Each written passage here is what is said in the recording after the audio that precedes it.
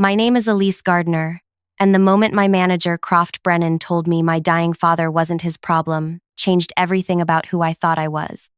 I stood in that sterile break room, still wearing my stained uniform from the diner where I'd spent 3 years serving coffee to people who barely acknowledged my existence, begging this man for 1 week off because my dad was taking his final breaths in room 247 of General Hospital. Croft didn't even look up from his scheduling papers when he said, "Find coverage or don't bother coming back. Your personal drama isn't my concern." The words hit me like a freight train, derailing everything I believed about basic human decency. I'd worked every holiday, covered every sick shift, stayed late without complaint, and this was my reward. My father, the quiet man who raised me alone after my mother abandoned us when I was 7, was dying, and this creature wearing a cheap tie was more concerned about weekend lunch rush coverage than my heart breaking into a million pieces. Before I tell you what happened next, could you please take a few seconds to tell me if you've ever had someone dismiss the most important moment of your life like it meant absolutely nothing? Because what I discovered about my father and what I did to that manager will change how you think about revenge forever. You need to hear this story until the very end, and also like, subscribe, and click the bell icon because this gets so much more twisted than you could ever imagine. I walked out of that diner without saying another word. Croft's voice followed me through the kitchen, shouting about how I'd never work in this town again, how he'd make sure everyone knew I was unreliable. I drove straight to the hospital where my father lay connected to machines that beeped with the rhythm of his fading life. Arlo Gardner had been my whole world since I was a child. He worked from home doing what he called number crunching for boring government stuff, always hunched over multiple computer screens in our cramped apartment, wearing the same 3 button-down shirts he'd owned for a decade. Dad died on a Tuesday morning while I held his weathered hand. The nurse said he went peacefully, but peace felt impossible when my entire support system evaporated in that sterile room. I spent the next 6 days arranging a funeral I couldn't afford, fielding calls from his few colleagues who seemed genuinely shocked by his passing, and trying to figure out how someone making $11.5 an hour was supposed to handle burial costs, rent, and basic survival. The funeral was small. A handful of his coworkers showed up, along with Mrs. Patterson from next door, who always complained about our television being too loud. But there were also 3 men in expensive suits who stood at the back of the chapel, never introducing themselves, just watching with the kind of intensity that made my skin crawl. When I approached them after the service, they simply nodded respectfully and left without explanation. Returning to work the following Monday felt like stepping back into a nightmare I'd temporarily escaped. The diner looked exactly the same, smelled the same, sounded the same. Croft stood behind the counter, that perpetual sneer painted across his face like he'd been born wearing it. The other waitresses, Penny and Rue, gave me sympathetic looks but kept their distance. Everyone knew what had happened, and everyone knew better than to cross Croft. I tied my apron around my waist and grabbed my order pad, expecting the usual morning rush of construction workers and office people grabbing coffee before their real lives began. But something felt different. The kitchen staff kept glancing toward the front entrance, and Penny kept checking her phone with worried expressions. Then I saw him. A man in a tailored navy suit stood by the host station, scanning the dining room with the focused attention of someone conducting surveillance. He wasn't here for pancakes or coffee. His presence commanded attention in a way that made conversations pause and customers turn in their chairs. When his gaze landed on me, recognition flickered across his features. "Elise Gardner?" His voice carried authority that made my name sound important for the first time in years. I nodded, suddenly aware of how ridiculous I must look in my polyester uniform with its grease stains and frayed edges. "My name is Director Hayes with the Treasury Financial Crimes Division. We need to talk." The words hit me like lightning. Treasury Financial Crimes Division. Government authority. The kind of serious business that had nothing to do with diner waitresses or people like me. Croft materialized beside us with that oily smile he reserved for customers he thought might complain to corporate. "Is there a problem here?" "Because Elise just lost her father and she's been a bit emotional lately." Director Hayes fixed Croft with a stare that could have frozen boiling water. "Actually, there's no problem at all. Miss Gardner, could we speak privately?" I untied my apron and followed him outside, leaving Croft standing there with his mouth hanging open like a fish gasping for air. We sat in his government sedan, and Director Hayes opened a briefcase that contained documents with my father's name printed across the top in bold letters. "Your father was one of our most valuable forensic accountants," he began, and I felt my understanding of reality start to crumble. For 15 years, Arlo conducted covert audits of major corporations suspected of tax evasion. His work was so thorough, so methodical, that we built our entire prosecution strategy around his findings. I stared at the documents, seeing my father's name attached to case files involving millions of dollars. This quiet man who wore the same 3 shirts and ate peanut butter sandwiches for lunch every day had been living a completely different life than the one I knew. "The company you work for," Director Hayes continued, pointing toward the diner, "was his final assignment. Hartwell Food Services has been systematically evading federal taxes for 8 years. Your father documented everything: shell companies, offshore accounts, falsified employee records, tip theft, wage manipulation. The evidence he compiled could put the executives in federal prison for decades." My world tilted sideways. I'd been serving coffee to criminals who were stealing from their own workers, while my father secretly built the case that would destroy them. "But here's our problem," Director Hayes said, his expression growing grave. "Your father was paranoid about digital security. He encrypted all his findings and stored them in cryptocurrency wallets with access keys that only he knew. We've been searching his apartment, his computers, everything, and we can't find those keys anywhere." "What does that mean?" "It means 8 years of evidence just disappeared when your father died. Unless," he studied my face carefully, "unless he left you some way to access those files."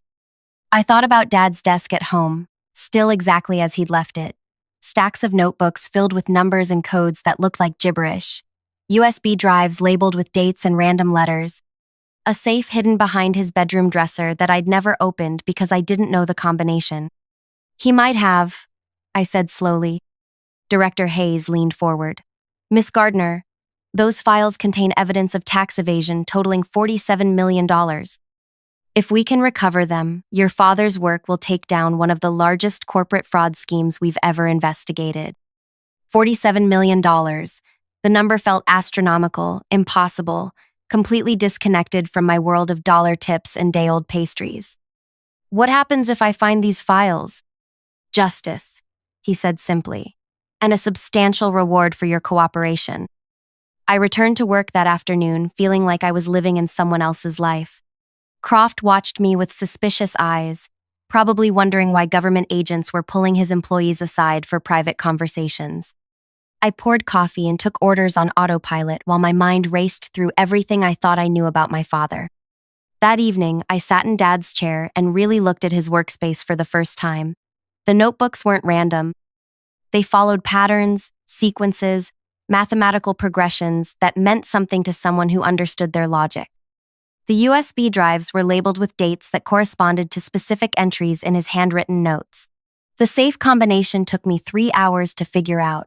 Dad always said I was the smartest person he knew, and apparently he'd hidden the answer in plain sight. His birthday, my birthday, and the date my mother left us, arranged in the order they'd shaped our lives together. Inside the safe, I found a single envelope with my name written in his careful handwriting. The letter inside contained 24 alphanumeric sequences, each labeled with a company name. Hartwell Food Services was number 17 on the list. The next morning, I dressed for work knowing everything was about to change. But first, I needed to understand exactly who I was dealing with and how deep this conspiracy went. I started paying attention to details I'd previously ignored. Croft's expensive watch despite the diner's supposedly struggling finances. The way he processed cash tips that never made it onto official records. The mysterious late-night meetings he held in the office with men who definitely weren't food suppliers. Penny mentioned that her overtime hours never appeared on her pay stubs. Rue complained about health insurance deductions that never resulted in actual coverage. The kitchen staff worked split shifts to avoid full-time benefits, but somehow the scheduling always guaranteed they'd work just enough hours to be considered part-time. I began documenting everything. Shift schedules that violated labor laws, cash register readings that didn't match reported sales, customer counts that seemed impossible given the actual foot traffic. Every detail my father would have noticed if he'd been investigating this place. 3 weeks after the funeral, I'd accumulated enough evidence to understand the scope of what Dad had been building. Hartwell Food Services wasn't just evading taxes. They were systematically stealing from every employee who worked for them while creating fraudulent records that made the whole operation look legitimate. But I also realized something else. I didn't have to give this evidence to the government immediately. I had other options. Late one night, I researched Hartwell's main competitor, a company called Summit Restaurant Group that had been trying to expand into our territory for months. They'd made several attempts to buy out Hartwell's locations, but the deals always fell through due to what the business journals called regulatory complications. I wondered what those complications might be worth to someone who could eliminate them permanently. The next day, I called Summit's corporate offices and asked to speak with their acquisitions department. Within an hour, I was sitting across from their development director, a sharp woman named Victoria Cross, who listened to my proposition with the kind of focused attention that told me she understood exactly what I was offering. "Let me make sure I understand," she said carefully. "You have documentation that could force Hartwell into federal bankruptcy and criminal prosecution, and you're willing to provide that evidence to us instead of the authorities?" "For the right price," I confirmed. "What did you have in mind?" $47 million, the exact amount they owe in back taxes. Victoria's eyes widened slightly, but she didn't laugh or call security. Instead, she asked, "Why that specific number?" "Because it's what justice costs." We negotiated for 2 hours. Victoria made calls to lawyers and executives and people whose titles I didn't recognize. By the end of the meeting, we had an agreement. Summit would pay me $47 million for exclusive access to my father's evidence, with the understanding that they would handle the legal proceedings in whatever way served their business interests. The contract took a week to finalize. During that time, I continued working at the diner, watching Croft abuse his employees and steal their wages while having no idea that his entire world was about to crumble. I thought about my father every day, wondering if he would approve of what I was planning. He'd spent 15 years building airtight cases for the government, believing in official justice and legal procedures. But official justice hadn't helped him when he was dying alone while his daughter begged for basic human compassion from a man who saw people as disposable. The day the payment cleared in my account, I walked into the diner for my final shift. Croft stood behind the register, counting cash drawer receipts with his usual scowl, probably calculating how much he could skim without anyone noticing. I approached him with a single piece of paper in my hand. "Croft, I need to give you something." He looked up with irritation. "Make it quick, we're busy." I placed the document on the counter between us. It was Summit Restaurant Group's payment receipt, clearly showing a $47 million transaction for acquisition of regulatory compliance documentation regarding Hartwell Food Services tax obligations. Croft stared at the paper for a long moment, his expression shifting from confusion to understanding to absolute horror. "What is this?" he whispered. "That's the receipt for selling your company to your biggest competitor," I said calmly. "They bought all the evidence my father compiled about your tax evasion, wage theft, and fraud operations. Tomorrow morning, they'll present everything to federal prosecutors and offer to cooperate fully with the investigation in exchange for immunity." Croft's face went completely white. "Your father was a forensic accountant for the Treasury Department who spent 2 years documenting every crime you've committed. The government lost his files when he died, but I found them. And I sold them to Summit for exactly the amount you owe in back taxes." The paper trembled in Croft's hands as the full implications hit him. Not only was his company about to face federal prosecution, but their main competitor now owned all the evidence and could control the timing and scope of the legal proceedings to maximize their own business advantage. "You killed us," he breathed, finally understanding the magnitude of what I'd orchestrated. "No," I corrected, untying my apron one final time. "You killed yourselves. I just made sure you paid for it." I walked toward the exit, leaving Croft standing there clutching that receipt like it might spontaneously combust and take his problems with it. But I wasn't finished yet. The real beauty of my plan was just beginning to unfold. Within 6 hours, Summit's legal team had filed preliminary motions with federal court, presenting themselves as concerned competitors who'd discovered evidence of systematic tax fraud. They positioned themselves as civic-minded corporate citizens, helping law enforcement uncover criminal activity. The media coverage painted them as heroes, while Hartwell became the poster child for corporate corruption. By Wednesday, federal agents were conducting raids on all 17 Hartwell locations.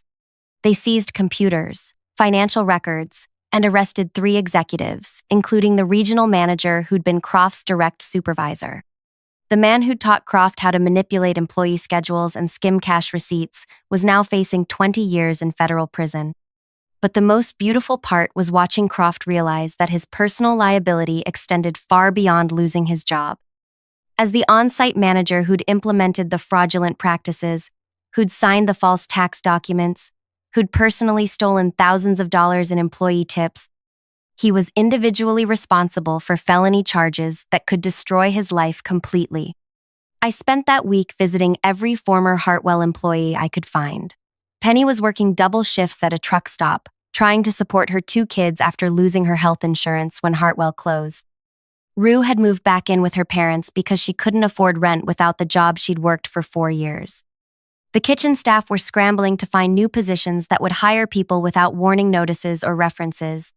Meanwhile, I was quietly planning the next phase of my revenge. The $47 million sat in my account like a weapon waiting to be deployed. I could have disappeared, bought a house somewhere warm, lived comfortably for the rest of my life without ever thinking about Croft or Hartwell or any of the people who'd been casualties in this corporate war. Instead, I did something that would have made my father proud. I established the Arlo Gardner Foundation for Workers' Rights, a legal advocacy organization dedicated to helping service industry employees fight wage theft, harassment, and labor violations. Our first action was hiring every displaced Hartwell worker at salaries that reflected their actual value rather than what desperate people would accept. Penny became our operations coordinator, making more money than she'd ever imagined possible while helping other single mothers navigate employment law. Rue headed our documentation department, teaching workers how to record evidence of workplace violations. The kitchen staff formed our field investigation team, going undercover at restaurants and retail locations where employees reported suspicious practices. Within 3 months, we'd filed successful lawsuits against 12 companies in our area, recovering over $2 million in stolen wages and unpaid overtime. Workers started calling us when they faced retaliation for reporting safety violations or harassment. We became the organization that employers feared and employees trusted.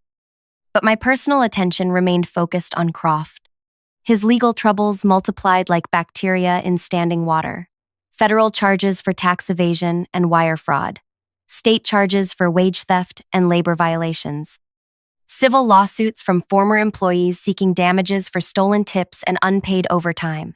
The legal fees alone were devastating him financially, and that was before any judgments or settlements.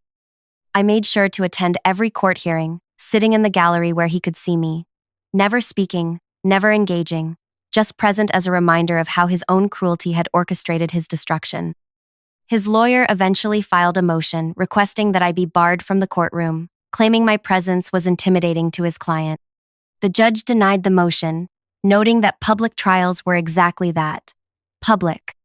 As the criminal case progressed, more details emerged about the scope of Hartwell's fraud. They'd been operating shell companies in tax havens, falsifying employee records to avoid paying benefits, and systematically stealing from workers who had no resources to fight back. The investigation revealed that over 2,000 employees had been affected across all their locations. But the government's case relied entirely on my father's evidence, which meant I became a key witness in the prosecution. Every time I testified, I made sure to mention how Croft had refused my emergency leave request when my father was dying, how he'd threatened to fire me for prioritizing family over corporate profits. The jury looked at Croft with visible disgust when they heard that story. During the civil proceedings, something interesting happened. Croft's lawyer tried to argue that his client had been following corporate policies set by higher-level executives. that he was essentially a mid-level employee who didn't understand the legal implications of his actions. I had evidence to destroy that defense too. Through my foundation's investigation, we discovered that Croft had been receiving bonuses based on how much money he could save through operational efficiencies. Every dollar he stole from employee tips, every hour of overtime he refused to pay, every benefit he managed to deny earned him personal rewards. He wasn't just following orders, he was profiting from theft. The prosecutor presented this evidence during the penalty phase, showing that Croft had received over $60,000 in bonuses for systematically stealing from workers who earned minimum wage. The judge called it particularly egregious and sentenced him to 8 years in federal prison, followed by 5 years of supervised probation. But prison was just the beginning of his consequences.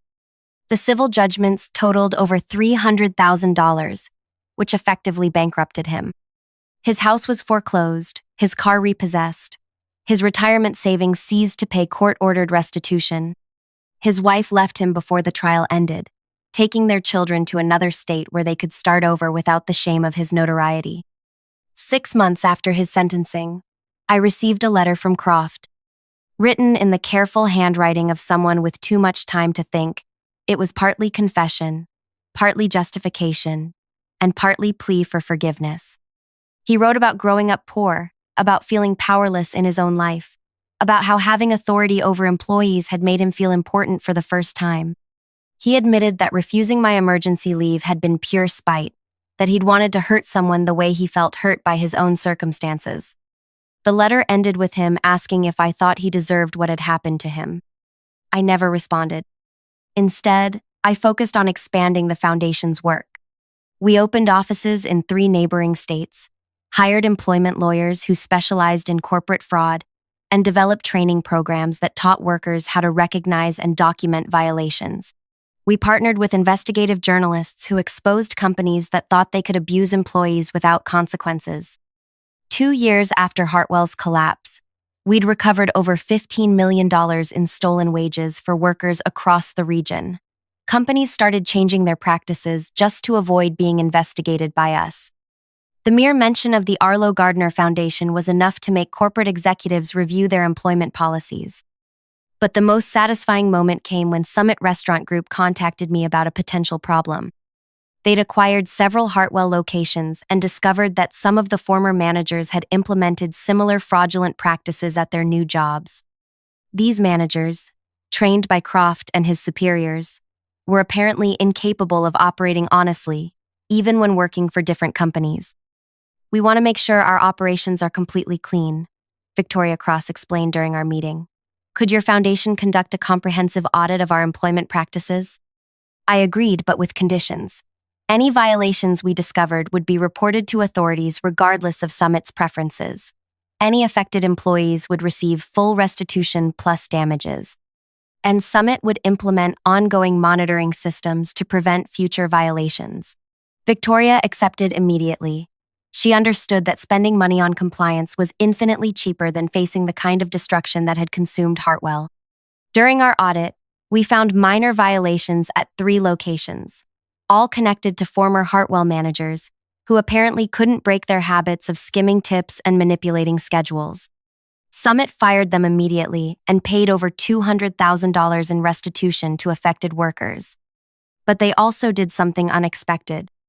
Victoria offered to fund an expansion of our foundation's work, providing resources to investigate corporate fraud nationwide.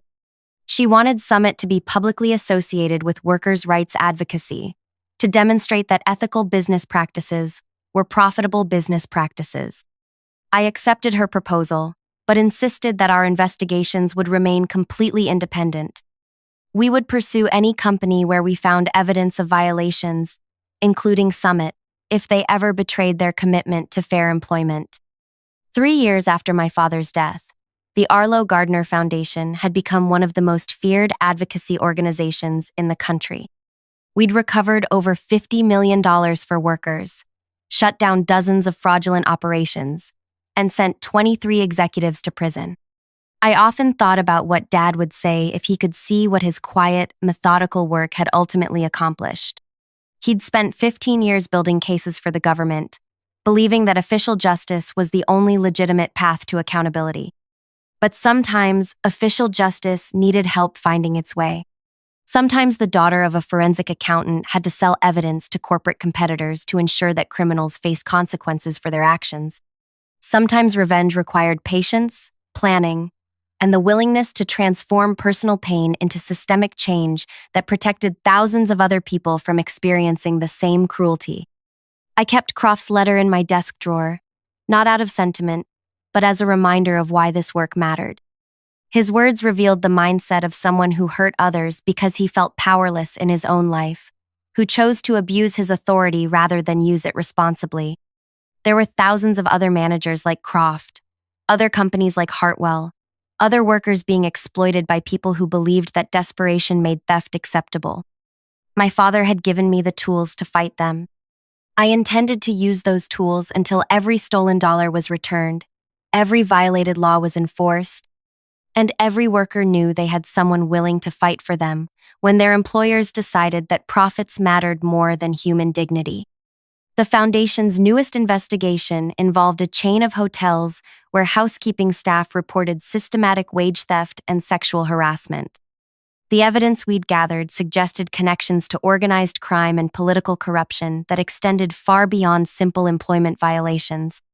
It would be our biggest case yet, potentially involving hundreds of victims and millions of dollars in fraud. I thought about Croft in his prison cell, probably wondering how his casual cruelty toward a grieving waitress had led to the complete destruction of everything he'd built. He'd asked if he deserved what happened to him. The answer was simple. He deserved exactly what he'd given others. I just made sure he received it with compound interest. The coffee in my travel mug was still warm when I pulled into the client's driveway at dawn. I like to arrive early for moving days. Seniors appreciated the extra time and calm approach. As I gathered my clipboard from the passenger seat, a familiar voice caught my attention. My colleague Viveka was parked 2 houses down, on her phone, completely unaware of my arrival. She has to go into early retirement, she said with a laugh that chilled me despite the morning heat. I've already spoken with the investors. Once we push Mary out, we can drop the hand-holding and triple our client load. My clipboard froze midair. 8 years. 8 years I'd spent building gentle transitions from a one-woman operation to the most respected senior relocation service in the region. We didn't just move boxes. We helped elderly clients transition to new chapters with dignity, preserving their most treasured possessions and memories while sensitively managing the downsizing process. The board meeting next month is perfect timing, Viveka continued, her voice carrying clearly through my open window. We'll present the new business model, and by then I'll have documentation of all her inefficiencies. Between the missed appointments and her refusal to standardize our processes, we have plenty to justify a leadership change. Missed appointments? I'd rescheduled exactly twice in 3 years, once for pneumonia and once when Mrs. Landry had a panic attack and needed me to stay 3 hours past our scheduled time. Trust me, she won't see it coming.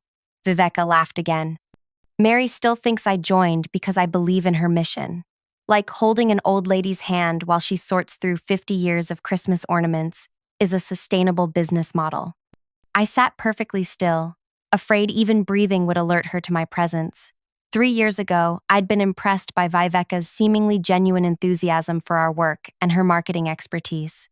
I'd even made her a partner last year, believing her suggestions for efficiency improvements were meant to help our clients. Look, I need to go.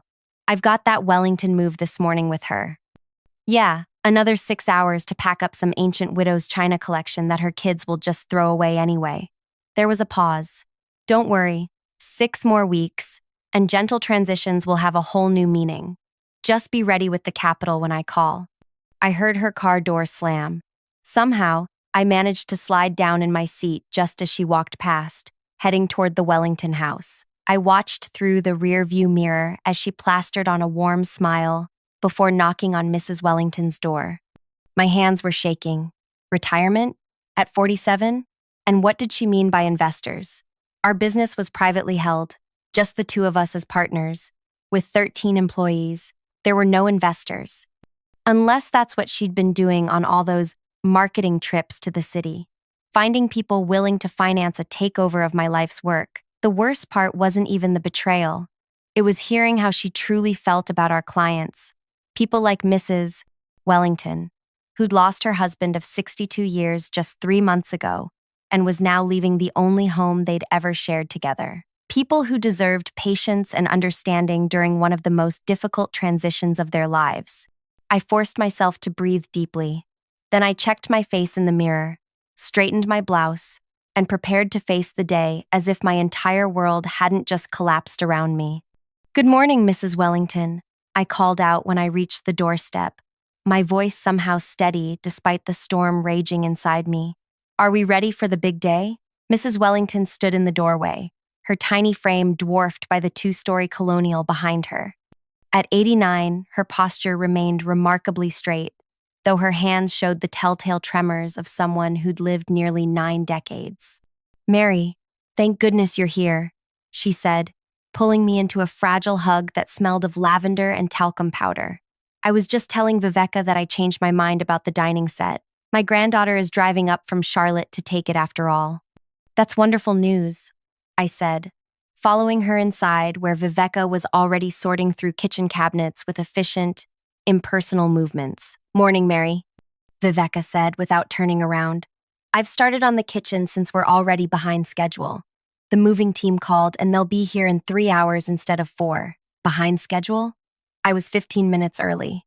"I didn't receive any notification about a schedule change," I said, keeping my voice light. "I told Andrew to call you," she replied smoothly.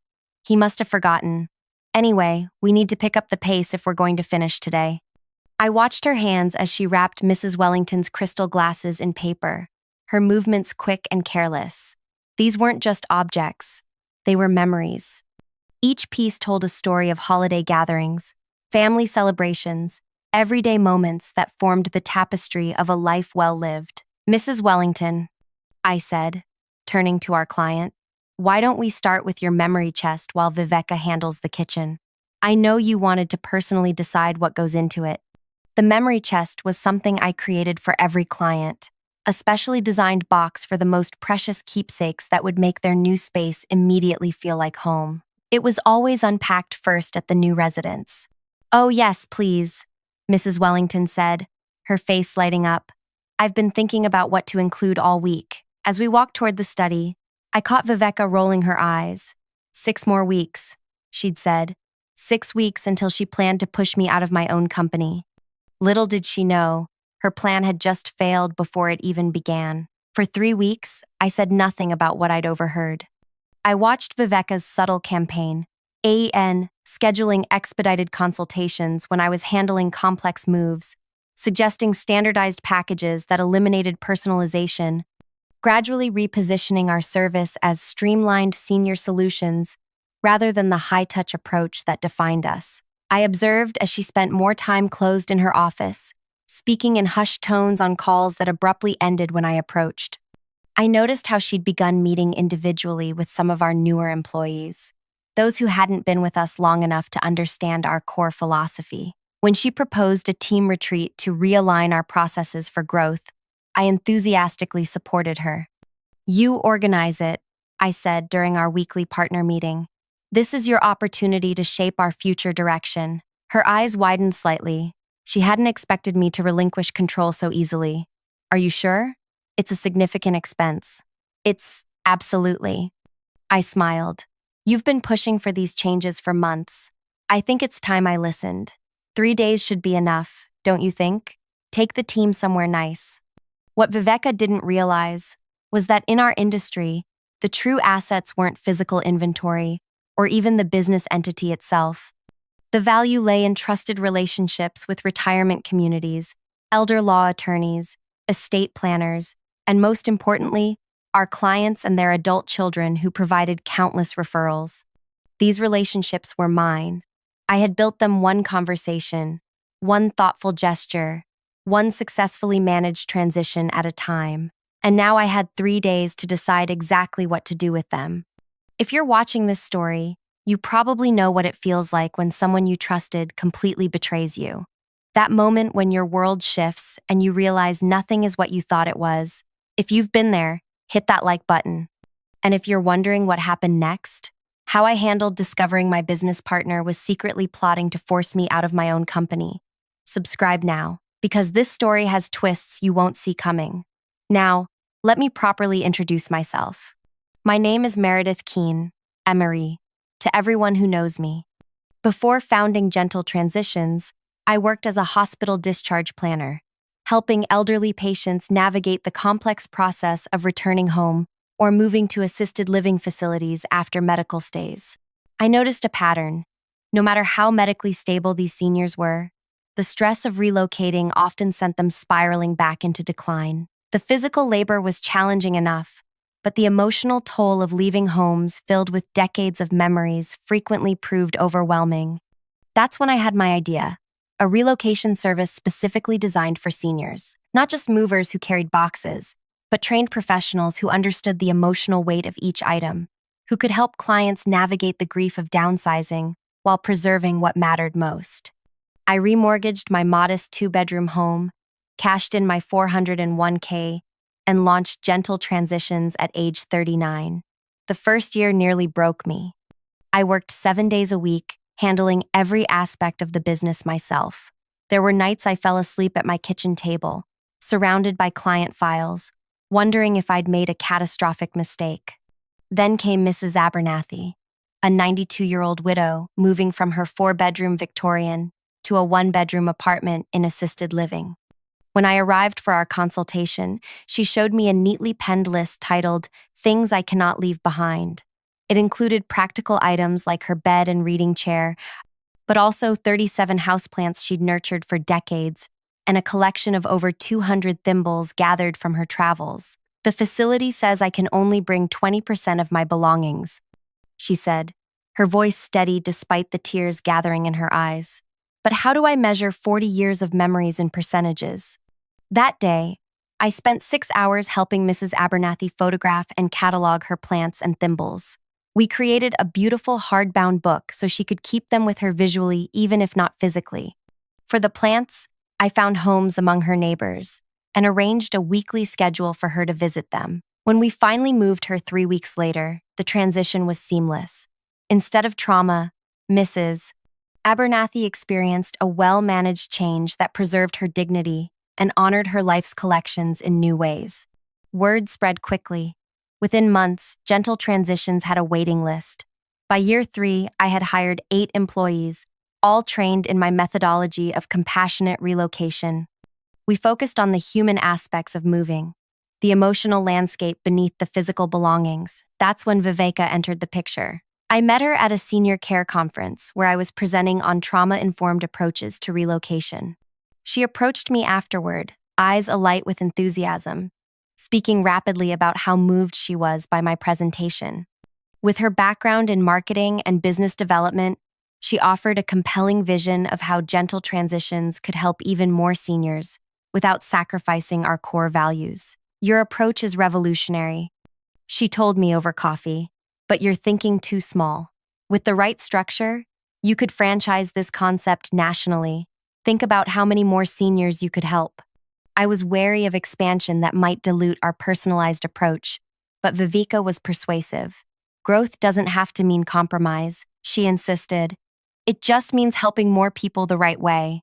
Her energy was infectious, her business acumen impressive. 3 months later, I hired her as our marketing director. Within a year, I'd made her a partner with a 25% stake in the company. At first, everything seemed perfect. Our client base grew steadily, and Viveka helped systematize some of our back-office functions, freeing up more time for client care. But gradually, almost imperceptibly, things began to change. It started with small suggestions. Do we really need 3 planning sessions per client? Then, what if we created standard packages instead of these custom approaches? And finally, we could double our client load if we reduced average interaction time by 30%. Each time, I pushed back, explaining that our reputation was built on personalization. Each time, she would smile and say, "Just thinking out loud," but the suggestions never stopped. Now, Sitting in my home office the evening after overhearing her call, I finally understood. Viveka hadn't joined Gentle Transitions because she believed in our mission. She'd targeted me, as a business opportunity. Find a successful but inefficient service business, streamline it by cutting the very things that made it special, then scale it for maximum profit. I pulled out our partnership agreement, reading through every clause as midnight approached. There it was in section 12.3. Either partner could be removed for cause with a majority board vote. Currently, our board consisted of just the two of us, so this provision seemed meaningless when we signed it, unless Viveka had secretly formed relationships with potential investors who could buy in and create that majority. My phone chimed with a text from Viveka. Booked the Lakeside Conference Center for our retreat. Team seems excited. 3 days to reshape our future. I stared at her message, ice forming in my stomach. 3 days. That's how long I had to decide. Fight for control of a company that was already being poisoned from within, or find another path forward. I typed back, perfect, looking forward to it. Then I opened a new document on my computer and titled it, Plan B. The next morning, I arrived at the office earlier than usual. At 6:30 a.m., the converted Victorian house that served as our headquarters was silent and still. I liked it this way, peaceful, before the bustle of daily operations began. I made coffee in the small kitchen and carried it to my office, where I began reviewing our client files. Not the digital ones that lived on our shared server, but my personal notes kept in a locked cabinet.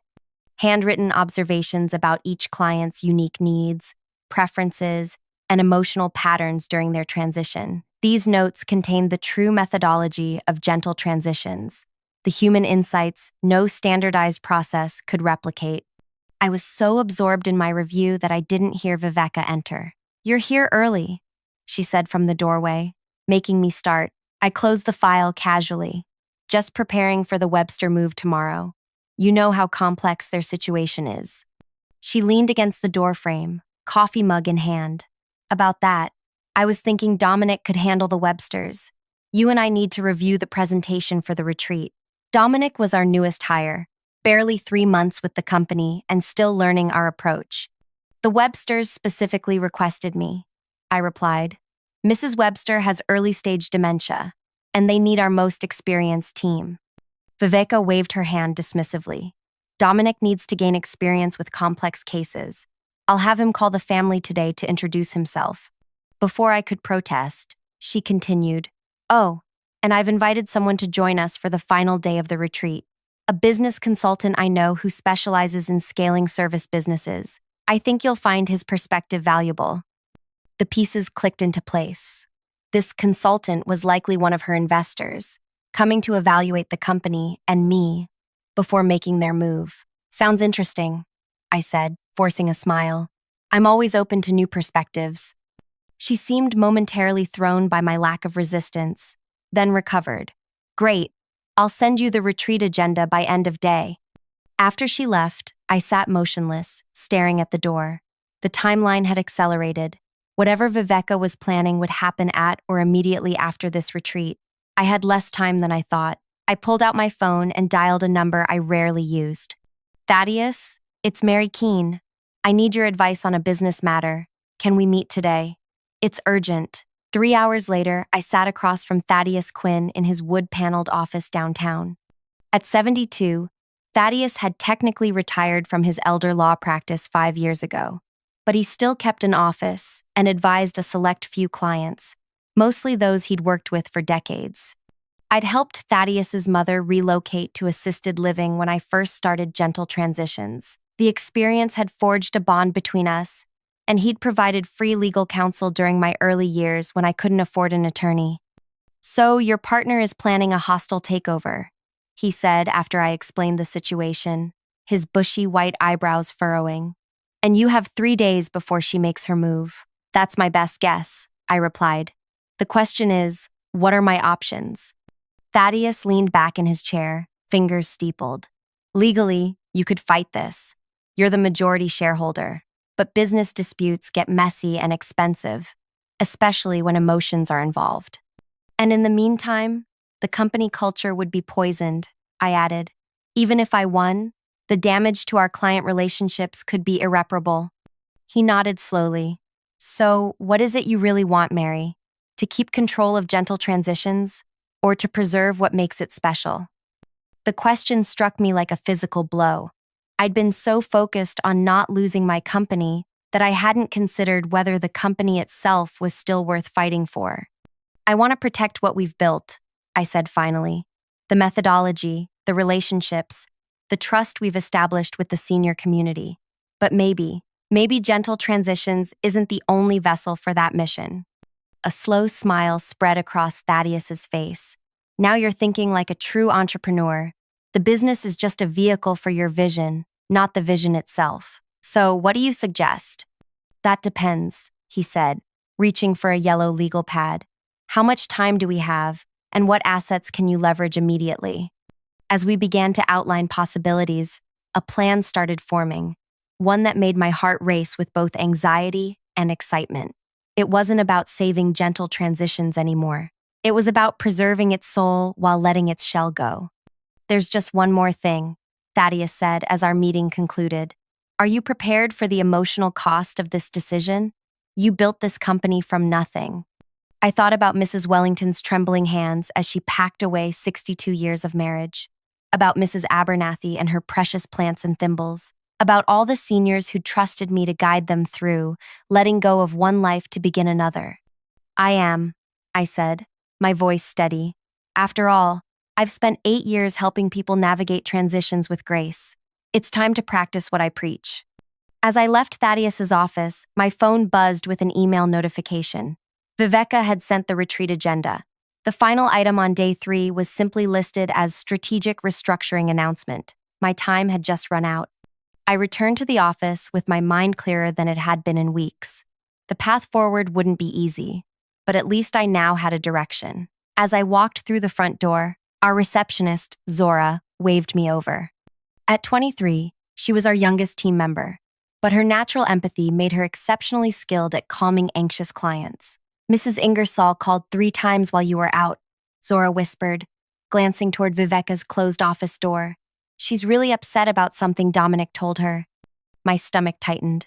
Mrs. Ingersoll was an 84-year-old widow, moving from her family farm to a retirement community next month. We'd spent weeks creating a detailed transition plan for her prized collection of handmade quilts that represented 5 generations of her family's history. What happened? I asked. Dominic told her we couldn't accommodate individual storage solutions for all 30 quilts in her new apartment, and suggested she choose her 10 favorites and donate the rest. I closed my eyes briefly. This was exactly the kind of efficiency Viveka had been pushing, treating irreplaceable family treasures as logistical problems to be solved. I'll call her right away, I said. And Zora, if you receive any other calls like this, please direct them to me personally, not Dominic or Viveka. Already doing that, she replied with a knowing look that made me wonder how much our staff had already noticed about the shifting dynamics in the company. In my office, I called Mrs. Ingersoll and spent 30 minutes reassuring her that yes, we would find a way to preserve all her quilts. We discussed shadow boxes for the walls, a custom storage ottoman, and even a rotating display system, so she could change which quilts were visible seasonally. Oh, Mary, she said, her voice trembling with relief. When that young man told me I needed to give most of them away, I couldn't sleep all night. These quilts are my mother's voice, my grandmother's hands. How could I choose between them? You don't have to, I promised. That's not how we work, except increasingly, it was how Viveka wanted us to work. After hanging up, I pulled out a notebook and began making a list of our most vulnerable current and upcoming clients, those whose transitions would be most disrupted if Viveka's efficiency measures were suddenly implemented. Next to each name, I wrote detailed notes about their specific needs and concerns. As I worked, another idea began forming. I reached for my phone and called Irina Delaney, the director of residential life at Meadowbrook, the largest retirement community in our area and one of our biggest referral sources. Irina, it's Mary. Do you have time for coffee tomorrow? There's something I'd like to discuss with you. The Lakeside Conference Center was exactly the kind of place Viveka would choose. sleek, modern, and expensive. As our team of 15 arrived for the retreat, I watched how Viveka worked the room, pulling aside small groups for quiet conversations, laying groundwork for whatever announcement she planned for the final day. I played my part perfectly, enthusiastic, engaged, and completely oblivious to her machinations.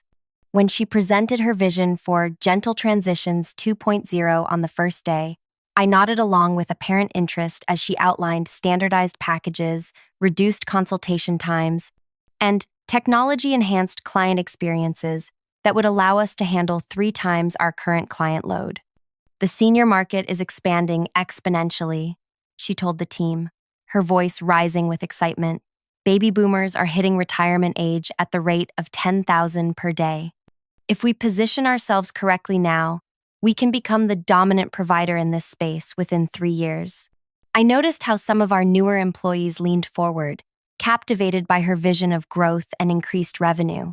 But our veteran team members exchanged subtle glances, their expressions guarded. During breaks, I made a point to connect individually with each of our longest-serving employees, not to warn them or recruit them, just to reinforce our shared values and history. I didn't need to say anything explicit.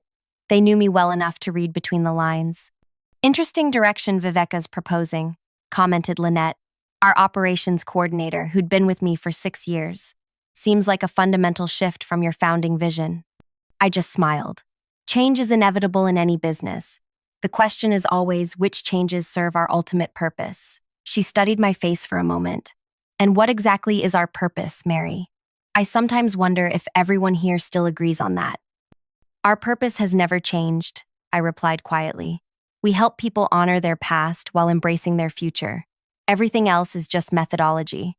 On the second day, while the team participated in Viveka's efficiency workshops, I excused myself for a series of urgent client calls. In reality, I was driving to meetings I'd arranged with key contacts throughout the senior care community: retirement home directors, elder law attorneys, geriatric care managers, and estate planners who had referred clients to us for years. My message was consistent. I was exploring a new venture focused on teaching retirement communities how to better support new residents during their transition. Not a traditional moving service, but a consulting practice that would create customized orientation programs based on the emotional and psychological needs of seniors during major life transitions. The response was overwhelmingly positive. "We've been wanting something like this for years," said Director Chen from Lakeside Gardens. "Our staff is trained in day-to-day care, but that critical first month when residents arrive, that's when we lose them, either physically because they check out or emotionally because they withdraw." By late afternoon, I had verbal commitments from 7 facilities interested in piloting my program. I returned to the retreat just in time for the evening team-building activity, a sunset cruise on the lake that I suspected was designed to give Viveka time to finalize details with her mystery consultant who would arrive tomorrow. As we boarded the small charter boat, I noticed Viveka deep in conversation on her phone, gesturing emphatically while standing apart from the group. When she saw me watching, she quickly ended her call and plastered on a smile. "Everything okay?" I asked innocently. "Perfect," she replied. "Just confirming details for tomorrow's special guest. I think you'll be very impressed with his credentials." "I'm sure I will be," I said with a smile that matched hers in insincerity. The evening progressed pleasantly enough, with drinks and dinner served as we cruised around the scenic lake. I made a point to spend time with each team member, asking about their families, their challenges, their ideas for improving our service. These weren't strategic conversations. They were genuine connections with people I valued, connections I realized might soon be severed. As the boat returned to dock and the team disembarked, Viveka held me back with a light touch on my arm. "I need to speak with you privately," she said once everyone else had moved toward the conference center. We stood at the edge of the dock, the water lapping gently below us, stars reflected on its surface. In another context, it might have been peaceful. "Tomorrow's presentation is going to suggest some significant changes," she began, her voice carefully modulated. "I want to make sure you're prepared." "What kind of changes?" I asked, feigning ignorance. She hesitated, seeming to choose her words carefully. The consultant I've invited represents a group of investors who see enormous potential in our business model. They're prepared to inject substantial capital to help us scale nationally. That sounds like an opportunity, I said neutrally. But we've never discussed bringing in outside investors before. The market is moving quickly, Mary. If we don't scale now, competitors will beat us to it. These investors understand our vision and want to preserve what makes us special. The lie hung between us in the night air. These nameless investors didn't care about our vision. They saw a profitable business that could be made more profitable by stripping away the very things that made it valuable. And what would this investment mean for our leadership structure? I asked, cutting to the heart of the matter. Her eyes flickered briefly before she regained her composure. There would be a board, of course. You would remain the public face of the company. Clients love you. But day-to-day operations would shift to allow you more freedom to focus on what you do best. Translation: a figurehead position with no actual power. I see, I said thoughtfully. And if I'm not interested in this direction? For a moment, the mask slipped, and I caught a glimpse of the coldness beneath. The investors are committed to this path forward. They believe in the potential of gentle transitions, with or without certain elements of our current approach. There it was, the threat laid bare. Accept demotion or be forced out entirely. I nodded slowly, as if considering this perspective for the first time. Thank you for preparing me. I appreciate having time to think about this before tomorrow's presentation. Relief washed over her face. She'd expected resistance, perhaps even confrontation. My apparent openness had disarmed her. You've built something amazing, Mary, she said, her voice softening in what I now recognized as calculated manipulation. But sometimes founders need help taking their creation to the next level. These investors can give us resources we've only dreamed of. You've clearly put a lot of thought into this, I replied. I'm looking forward to hearing the full presentation tomorrow. As we walked back to the conference center together, I felt her relaxing beside me, believing she'd successfully managed a potentially difficult conversation. What she didn't know was that during our entire exchange, my phone in my pocket had been recording everything she said, another piece of insurance I hoped never to need, but was glad to have. Back in my room, I sent a series of carefully worded text messages to the contacts I'd met with earlier. Then I called Thaddeus for a final review of our strategy. Everything's in place, he confirmed. The paperwork will be ready for signatures by noon tomorrow. Are you absolutely certain about this, Mary? I looked around the generic hotel room, thinking about the company I'd built from nothing, and was now preparing to walk away from. Was I making the right choice? I'm certain, I said finally. Some things are worth more than ownership. The third day of the retreat dawned bright and clear. I woke early, packed my belongings neatly, and headed to breakfast with a strange sense of calm. Whatever happened today, I had made my peace with it. Viveka was already in the conference room when I arrived, arranging presentation materials with a tall, silver-haired man in an expensive suit whom I assumed was her consultant. They were speaking in low, urgent tones, but fell silent when I entered. Mary, Viveka called with exaggerated warmth. Come meet Hamilton Reed. Hamilton, this is Meredith Keene, the founder of Gentle Transitions. Hamilton extended his hand with the confident grip of someone accustomed to closing deals. A pleasure to finally meet you, Ms. Keene. I've heard remarkable things about your company. Thank you, I replied simply. I'm interested to hear your thoughts on our business. I think you'll find my perspective illuminating, he said with a smile that didn't quite reach his eyes. Viveka has shared your methodology and client data, and I see tremendous scaling potential. I raised an eyebrow at Viveka. You shared our proprietary methodology and client information without consulting me? A flash of panic crossed her face before Hamilton smoothly intervened. Only in the broadest terms, I assure you. Professional confidentiality is paramount in my work.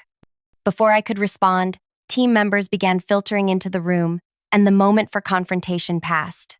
I took my seat at the front table, outwardly composed while my mind raced through final preparations. The morning session proceeded according to Viveka's agenda: team presentations on the workshops from yesterday, discussion of process improvements, and a seemingly endless PowerPoint from Hamilton about market positioning for maximum growth velocity. Throughout it all, I smiled and nodded, occasionally asking questions that gave the impression of engagement. If Viveka found my compliance suspicious, she didn't show it. After lunch, it was time for the strategic restructuring announcement that concluded the retreat agenda. Viveka stood at the podium, practically vibrating with poorly concealed triumph.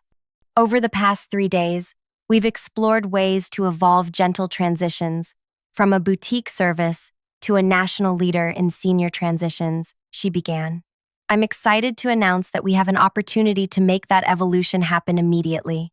She gestured toward Hamilton, who stood and joined her at the front of the room. Hamilton represents Apex Capital Partners, a private equity firm specializing in scaling service businesses.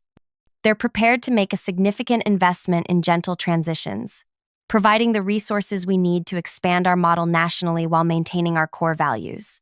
I nearly laughed at the audacity of that last claim.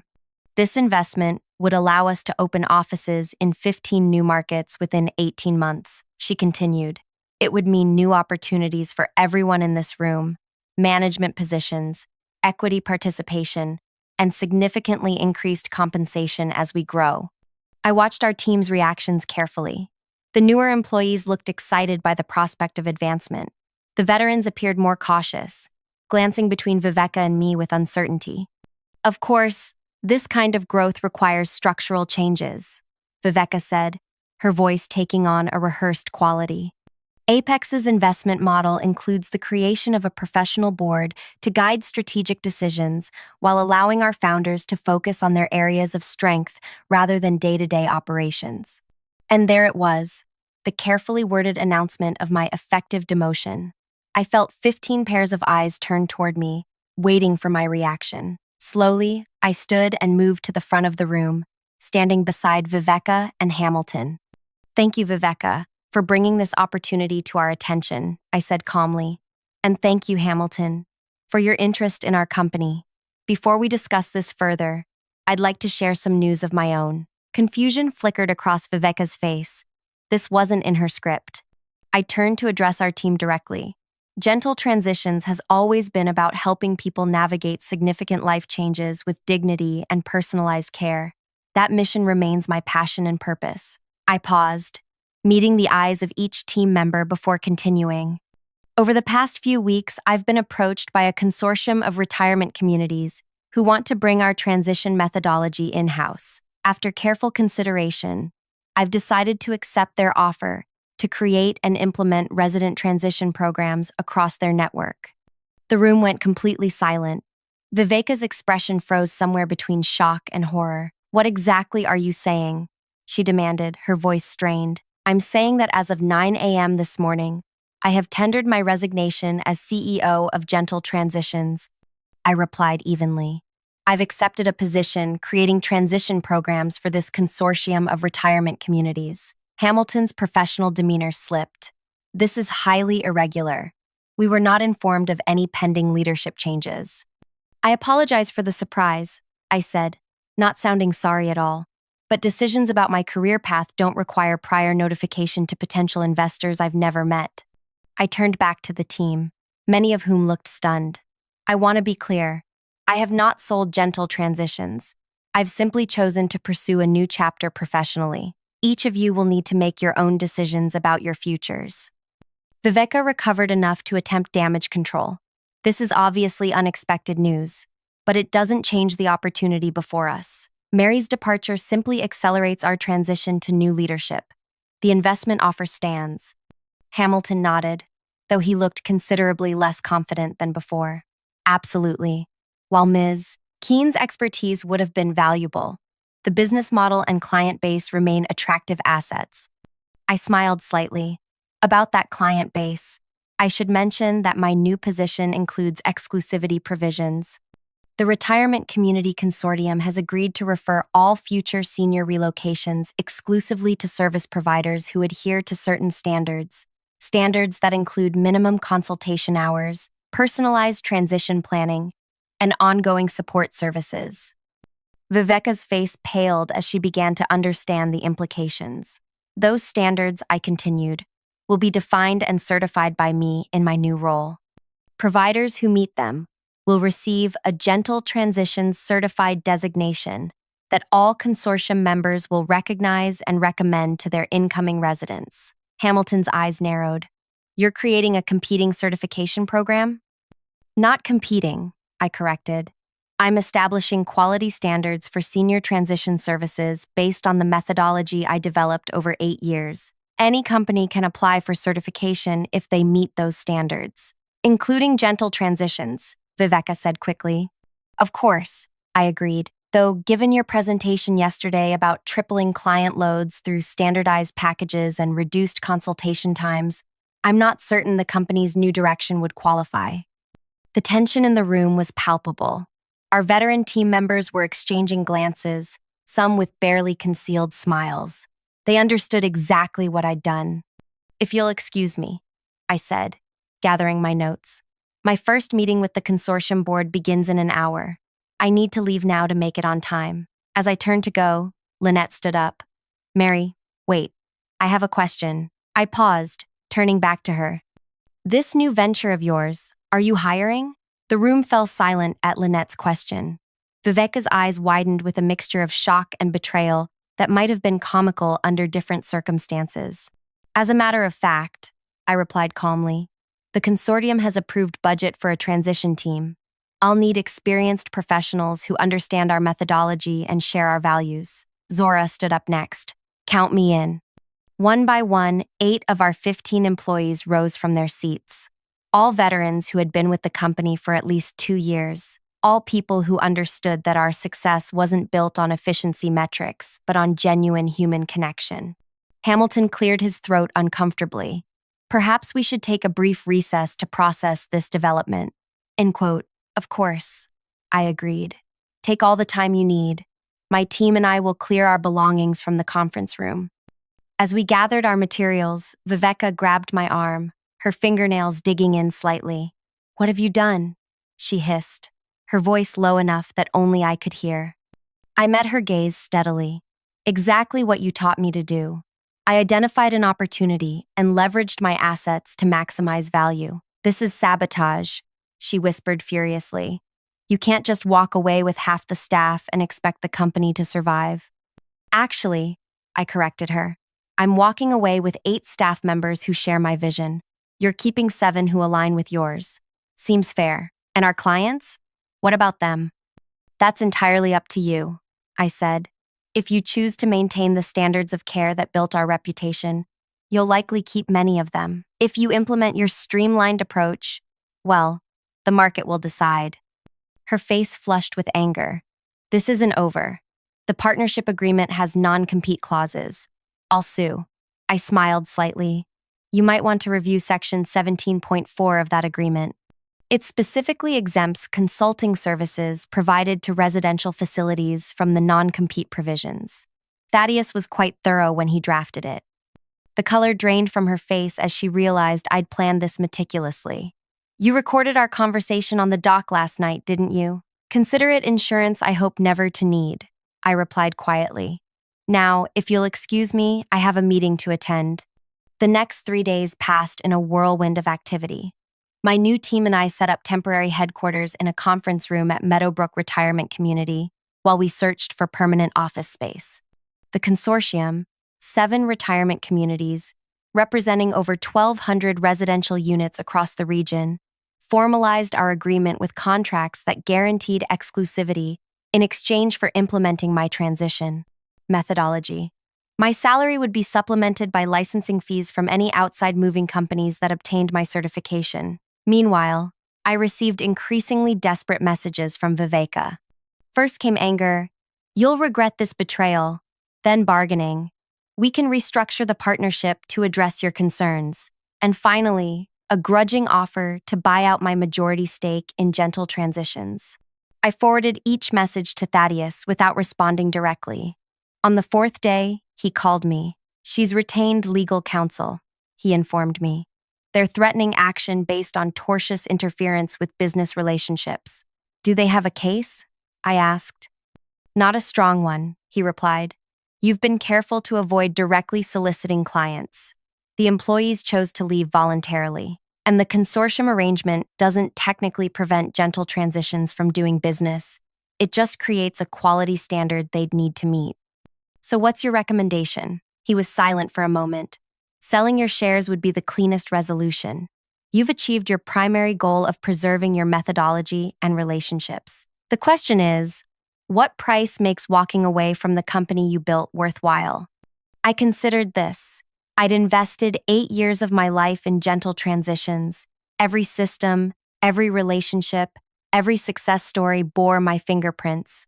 What was that worth? 3 times annual revenue, I said finally. Non-negotiable. Thaddeus whistled. That's aggressive. Annual revenue is what? About $750,000? $780,000 last fiscal year, I confirmed. So you're asking for $2.34 million, he calculated. For a service business where the key service provider, you, is leaving. I'm not sure they can raise that kind of capital. That's not my problem, I replied, surprising myself with my hardness. If Viveka wants control of the company so badly, she and her investors can pay what it's worth. I'll convey the offer, Thaddeus said, but prepare yourself for a counter. No counter came. Instead, 48 hours later, Thaddeus called with news that stunned me. They've accepted, he said, sounding slightly bewildered. Full asking price, with only one condition. What condition? I asked suspiciously. They want to close immediately. Money wired today, paperwork signed by end of business. They're in a hurry. I frowned. That's unusually fast. Did they say why? No, but I have a theory, Thaddeus replied. Hamilton's group specializes in acquiring service businesses, standardizing operations, then flipping them to larger companies within 18-24 months. My guess is they already have a potential buyer lined up, someone who values the Gentle Transitions brand and client list, but doesn't know the whole story. So they're rushing to close before news of my departure and the consortium arrangement becomes public knowledge, I realized. Exactly. Once that information spreads, the value drops significantly. I considered this. Is there any legal obligation for me to disclose those facts to the buyers? Not explicitly, Thaddeus said carefully. The sale agreement covers the business entity, client list, and brand. Your personal plans and the consortium arrangement are separate matters. They haven't asked, and you're not obligated to volunteer that information. A part of me felt uncomfortable with this, but then I remembered Viveka's casual cruelty toward our elderly clients, her dismissal of the very values that made our service meaningful, her calculated plan to push me out of my own company. Let's close today, I decided. And Thaddeus, add one more condition from our side. What's that? I want to keep the keys to the office until tomorrow morning. Tell them I need to retrieve some personal items tonight, after hours. By 5:30 p.m., the deal was done. $2.3 million had been wired to my account, slightly less than my asking price, after Thaddeus negotiated a small reduction in exchange for the expedited closing. I signed the final documents in Thaddeus's office, feeling strangely hollow as I transferred ownership of Gentle Transitions to Viveka and her investors. 8 years of my life, condensed to a signature on a legal document. Congratulations, Thaddeus said as he notarized the last page. You've just become a very wealthy woman. I nodded absently, my mind already elsewhere. Has the building sale closed as well? This morning, he confirmed. The consortium now officially owns the Victorian. They've agreed to honor all existing leases that meet their standards for senior-focused businesses. And does Gentle Transitions know about the change in building ownership? Not yet, Thaddeus replied with the hint of a smile. That notification will go out to all tenants tomorrow morning. I gathered my copies of the sale documents and stood to leave. Thank you for everything, Thaddeus. I couldn't have done this without you. He rose and clasped my hand warmly. Your mother would be proud, Mary. She taught you well. Chit. The mention of my mother, who had struggled through her own difficult transition to assisted living before I founded Gentle Transitions, brought unexpected tears to my eyes. She always said the true measure of a person isn't what they build, I replied softly, but what they're willing to walk away from when it no longer serves its purpose. That evening, I entered the Victorian that had housed Gentle Transitions for the last 6 years. The building was quiet, the staff long gone for the day. I walked through each room slowly, taking inventory of memories. The consultation room where thousands of seniors had shared their fears and hopes about moving. The planning center with its wall-sized calendar, where we mapped out each transition down to the minute. The small kitchen, where we'd celebrated birthdays and client successes. I gathered a few personal items, family photos, my mother's watercolor paintings that had hung in my office, a box of thank you cards from clients that I'd saved over the years. In the main entry hall, I paused at the large wooden sign that read, "Gentle Transitions, Honoring Your Past, Embracing Your Future." I'd commissioned it from a local craftsman when we first moved into this space. My fingers traced the hand-carved letters, remembering how proud I'd felt the day it was installed. After collecting my belongings, I sat at my former desk and composed a letter. It took 7 drafts to get the wording exactly right. Professional but pointed, informative without being vindictive. When I was satisfied, I printed 3 copies. I placed one in an envelope addressed to Viveka and left it on her desk. The second copy I folded and slipped into my pocket. The third I taped to the front door of the building. Before leaving for the last time, I walked through each room again, turning off lights and closing doors. In the kitchen, I emptied the coffee pot and washed it carefully. A final act of stewardship. At the front entrance, I looked back at the darkened office that had been my second home for so many years. Then I stepped outside, locked the door, and slipped the keys into an envelope that I left in the mail slot. It was done. The next morning broke clear and crisp, a perfect autumn day. I arrived at our new office space, a sunlit suite in a professional building adjacent to Meadowbrook, just before 8 a.m. My team was already there, arranging furniture and setting up workstations with an energy that was contagious. The consortium just sent over our first 10 client files, Lynette announced as I walked in. Seniors moving into their communities within the next month who need transition assistance. And I've had 3 calls already from outside moving companies interested in getting certified, Zora added. I smiled, feeling lighter than I had in months. Let's get to work then. At precisely 9:15 a.m., my phone rang. The screen displayed Viveka's name. I let it go to voicemail. 2 minutes later, it rang again, and again, and again. Finally, I answered. "Hello, Viveka. What have you done?" she demanded, her voice shaking with fury. "We can't get into the office. The keys don't work." "I left the original keys in the mail slot last night as agreed," I replied calmly. "If they're not working, you should contact the building owner." "I did," some woman named Irina Delaney answered. "She says the building was sold yesterday to something called Meadowbrook Properties." "Ah," I said mildly. "Yes, I heard they were expanding their real estate holdings. She says all leases are under review," Viveka continued, her voice rising. "That tenants need to demonstrate compatibility with their senior-focused business mission." "What the hell does that mean?" "I believe it means the new owners are being selective about their tenants," I explained, as if to a child. Meadowbrook is a retirement community. They naturally prefer businesses that align with their values regarding senior care. There was a moment of stunned silence before Viveka exploded. "You planned this. You orchestrated the whole thing." "I simply introduced some people who had complementary interests," I replied. The consortium wanted to expand their services for seniors. Meadowbrook wanted to diversify their real estate holdings. It was a natural fit. "This is outrageous," she sputtered. "We bought Gentle Transitions yesterday. We have client appointments scheduled today, and I'm sure you'll find suitable alternative office space quickly," I said, "though you might want to read the letter I left before you reschedule those appointments." "What letter?" "The one on your desk.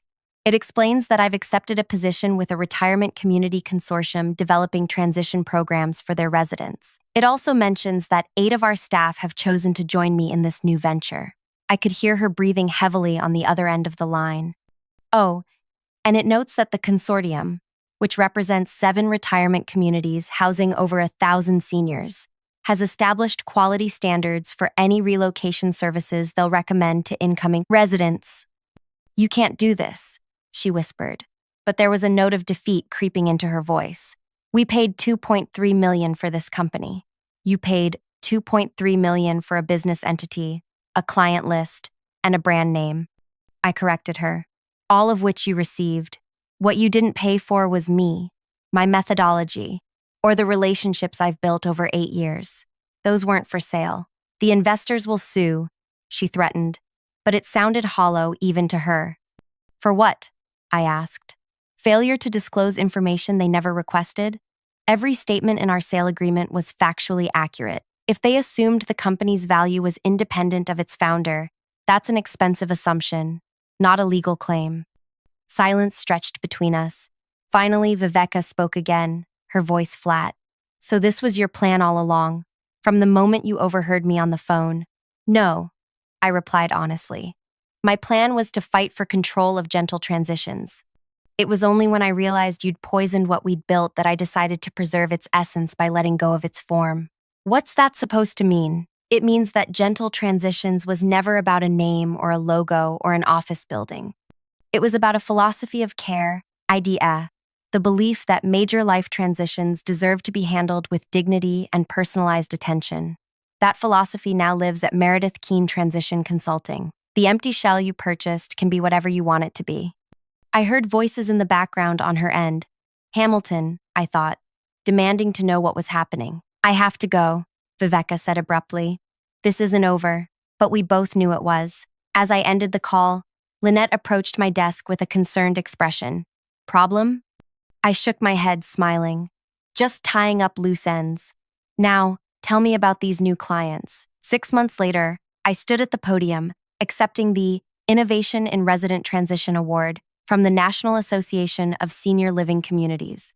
The ballroom was filled with directors and staff from retirement communities across the country, all interested in implementing our transition program. This award recognizes Meredith Keen Transition Consulting for developing a methodology that preserves dignity and personal history during a vulnerable time.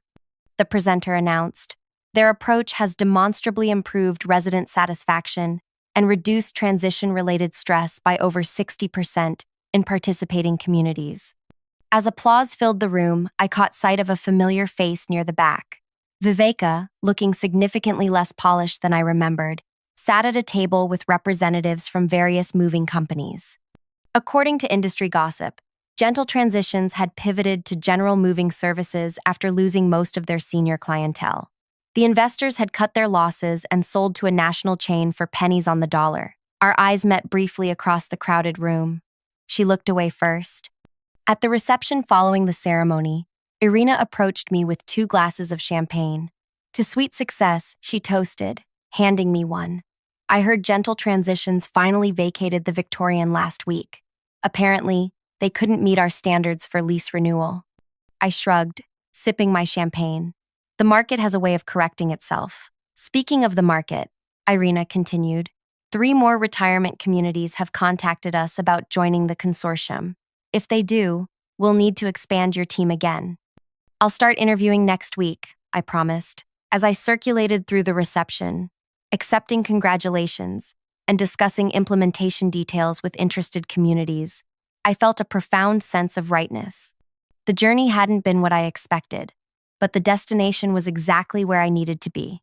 Later that evening, I returned to my hotel room and opened my laptop to find dozens of messages from seniors and their families thanking us for making their transitions smoother and less stressful. One in particular caught my eye, a note from Mrs. Wellington, whose move had coincided with the day I overheard Viveka's betrayal. Dear Mary, she'd written, I wanted you to know that 6 months into my new life, I finally feel at home. The memory chest you created with me sits in my living room, and each item inside reminds me that while I've left my house behind, I've brought my home with me. Thank you for understanding the difference. I smiled as I closed my laptop. Some might view what happened as a story of revenge, but I saw it differently. It was a story of preservation, of values worth protecting, and a mission worth fighting for, even if that meant letting go of something I'd built. Sometimes the most powerful thing you can do isn't to hold on tighter, but to release with purpose, watching what you've created transform into something even more meaningful than you imagined. If you've ever had to rebuild after betrayal, I'd love to hear your story in the comments. Did you fight to keep what was yours? Or did you find freedom in letting go and starting fresh? And if this story resonated with you, please like and subscribe for more real-life stories about resilience, reinvention, and the sweet satisfaction of building something better after loss. Remember, sometimes what looks like an ending is really just a more authentic beginning. Your promotion depends on how nice you are to me tonight. The fluorescent lights had dimmed across the office floor, leaving just the soft glow from my computer screen and the predatory smile on Pierce Ainsley's face. He perched on the edge of my desk, his expensive suit jacket discarded, sleeves rolled up in what he probably thought was an inviting manner. My quarterly projections, the ones that had kept me working until 9 p.m., glowed on the screen behind me. "Excuse me?" My voice emerged steadier than I expected, considering how my insides were rioting. "Come on, Noelle." Pierce leaned closer, his cologne overwhelming in the small space. "We both know you want that senior position. I'm just saying there are ways to expedite the process." His hand moved toward mine. I snatched my hand away, nearly knocking over my coffee mug. "I think my work speaks for itself." He laughed like I'd told an adorable joke. 3 years here and still so naive. That's almost charming. Before I reveal what happened next, I should introduce myself. If you're new to this channel, hit subscribe now because what I'm about to share might save your career or even your life someday. The workplace revenge I orchestrated changed not just my future, but an entire company culture. Listen until the end to discover exactly how I turned the tables on a predator without sacrificing my integrity or career. My name is Noelle Adisa. At 32, I'd built a reputation as a marketing strategist who could resurrect dying brands and forecast consumer trends with uncanny accuracy. My Nigerian father and Finnish mother had raised me to believe that excellence would always be rewarded. They were wrong. The night Pierce cornered me, something inside me shifted. Not broke, shifted, like tectonic plates realigning before an earthquake. I joined Helios Marketing with stellar credentials and boundless ambition. My first year, I increased client retention by 38% and brought in 2 major accounts that competitors had chased for years. My second year, I redesigned our analytics framework, cutting reporting time in half while doubling accuracy. By year 3, I'd become the unofficial problem solver everyone turned to in crisis. Yet somehow, when promotion time came around, there was always a reason I wasn't quite ready. Meanwhile, men with half my qualifications and twice my ego sailed into senior positions. Brody from accounting became a director after botching a major audit that I quietly fixed. Liam got promoted after presenting my market analysis as his own work. Each time, Pierce had explanations that sounded reasonable in isolation but formed a pattern I could no longer ignore. There had been warning signs, of course. Pierce's lingering glances during meetings, how he'd place his hand on my shoulder when viewing my presentations, the way he'd text on weekends about urgent matters that somehow always led to personal questions. I'd convinced myself these were small annoyances worth tolerating for career advancement. Now, with his ultimatum hanging between us, I understood the true cost. "I need to go," I said, gathering my belongings with deliberate movements. My mind was already calculating, not panicking. Pierce straightened, adjusting his tie. "Don't overthink this, Noelle. It's just how the game is played. Ask yourself how badly you want that corner office." He winked, actually winked, before strolling toward the elevator. The drive home was a blur. In my apartment, I kicked off my heels with enough force to dent the wall. My cat, Professor, watched with concerned yellow eyes as I paced. Filing a complaint seemed futile. Pierce had been handpicked by the CEO, their families connected through generations of boarding schools and country clubs. Previous complaints about executives had mysteriously vanished, while the complainants found themselves restructured out of jobs. I could quit, start over somewhere else. But why should I abandon a career I'd built meticulously while Pierce continued his ascent? No. Leaving would be surrender, and I wasn't raised to surrender. I poured myself 3 fingers of whiskey and sat at my kitchen island. Professor jumped up, his warm presence grounding me as my mind raced through scenarios. The answer came while scratching behind his ears. Pierce's greatest weakness wasn't his arrogance or even his predatory behavior. It was his laziness. His family connections had carried him through life, allowing him to take credit for others' work while doing minimal effort himself. He was notorious for signing documents without reading them. Just last month, He'd approved an incorrect budget that would have cost the company thousands if I hadn't caught it. When I pointed it out, he'd laughed it off. That's why I have you, Noel. Now his carelessness would become my opportunity. The next morning, I arrived early, composed and precise in my actions. When Pierce walked in, I greeted him professionally, as though nothing had happened. He seemed disappointed by my composure, perhaps expecting tears or capitulation. About last night, he began, leaning against my cubicle wall. I've been thinking about the senior position, I interrupted coolly. My application will be ready by next week. I assume the standard process applies? My tone made it clear. We would pretend his proposition never happened. Confusion crossed his face, followed by amusement. Sure, Noel. Whatever you say. He walked away, confident that reality would eventually break my spirit. That afternoon, I volunteered for the company's charity committee, the one Pierce nominally headed but never attended. The annual fundraiser was approaching, and participation had been declining for years. I suggested a major initiative supporting childhood literacy, knowing the board chairwoman, Imara Zuberi, had founded a reading program in underserved communities. The committee welcomed my involvement enthusiastically. Pierce, predictably, signed off on my appointment without reading the details. Just keep me updated, he said, already turning back to his fantasy football league. Over the next 2 weeks, I maintained professional distance while executing my plan. I created a comprehensive fundraising proposal, including a special clause. Committee heads would personally pledge a percentage of their annual bonus to the charity. The document required Pierce's signature as committee leader. When I presented it for his approval, I buried the clause in legal language on page 7. Pierce, true to form, signed without reading. Looks great, he said, barely glancing at the cover page. This should look good for my performance review. The initiative gained momentum quickly. Board members were impressed by the detailed proposal, especially the personal commitment from leadership. Imara personally called to thank Pierce, who fumbled through the conversation, clearly unaware of what he'd pledged. What exactly did she thank me for? He asked after hanging up. For your generosity in spearheading the initiative, I replied. Technically true. As the fundraiser approached, I worked tirelessly, ensuring its success while maintaining detailed documentation of every step. I recorded every meeting, saved every email, and had witnesses for every conversation. Meanwhile, Pierce continued his usual behavior, taking credit in public while contributing nothing. The event exceeded all expectations. We raised triple our goal, earning media coverage and board recognition. The announcement ceremony was scheduled for the following week, with executives and press invited. 3 days before the ceremony, Pierce cornered me again.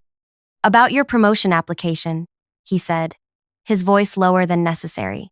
The committee had concerns about your leadership qualities. What concerns specifically? I asked, though I knew this was fiction. It's subjective, he said with a shrug, but I could help change their minds. Maybe dinner this weekend? My place? I smiled, not with warmth, but with certainty. I think I'll address any concerns at the charity announcement. I've prepared a comprehensive presentation about my contributions. His expression darkened. Don't make this difficult, Noel. You know how things work here. I'm beginning to understand exactly how things work, I replied, maintaining eye contact until he looked away. The day of the announcement arrived. The company atrium had been transformed with banners celebrating the successful fundraiser.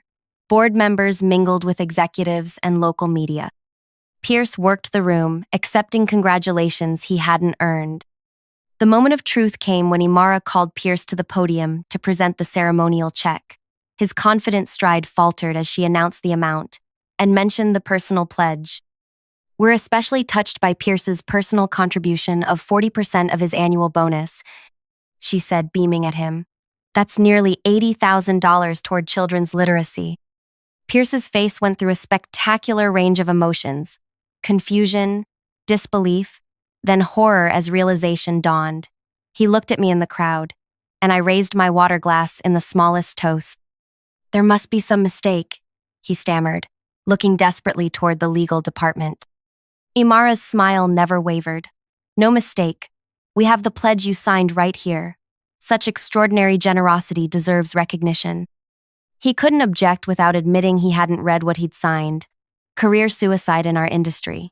The camera flashes captured his frozen smile as he held the giant check, immortalizing the moment. Afterward, as people dispersed, I approached him. "About my promotion application," I said quietly. "I've submitted it directly to the board, highlighting my leadership on this initiative. All the documentation shows my work and your oversight." His face contorted. "You planned this." "I planned a successful charity event that will help thousands of children. The fact that it revealed your management style is just a bonus." I paused. "And speaking of bonuses, I should mention I have copies of every document you've blindly signed over the past 3 years. Some make very interesting reading." The blood drained from his face. "You wouldn't." "I wouldn't need to, unless you make things difficult. I'm not interested in causing a scandal. I'm interested in doing my job without harassment." 2 weeks later, I moved into my new corner office as Senior Director of Strategic Marketing. Pierce was reassigned to a subsidiary in Alaska. The board, having reviewed my detailed documentation of the charity initiative, recognized not just my marketing skills, but my leadership potential. The most satisfying part wasn't the promotion or even Pierce's departure. It was the transformation in company culture that followed. Imara implemented new transparency requirements for all management decisions. 2 other women came forward with similar experiences, leading to a complete overhaul of harassment policies. As for Pierce, his reputation suffered the perfect blow. The company viewed him as either extraordinarily generous or completely incompetent. Neither reputation suited executive leadership.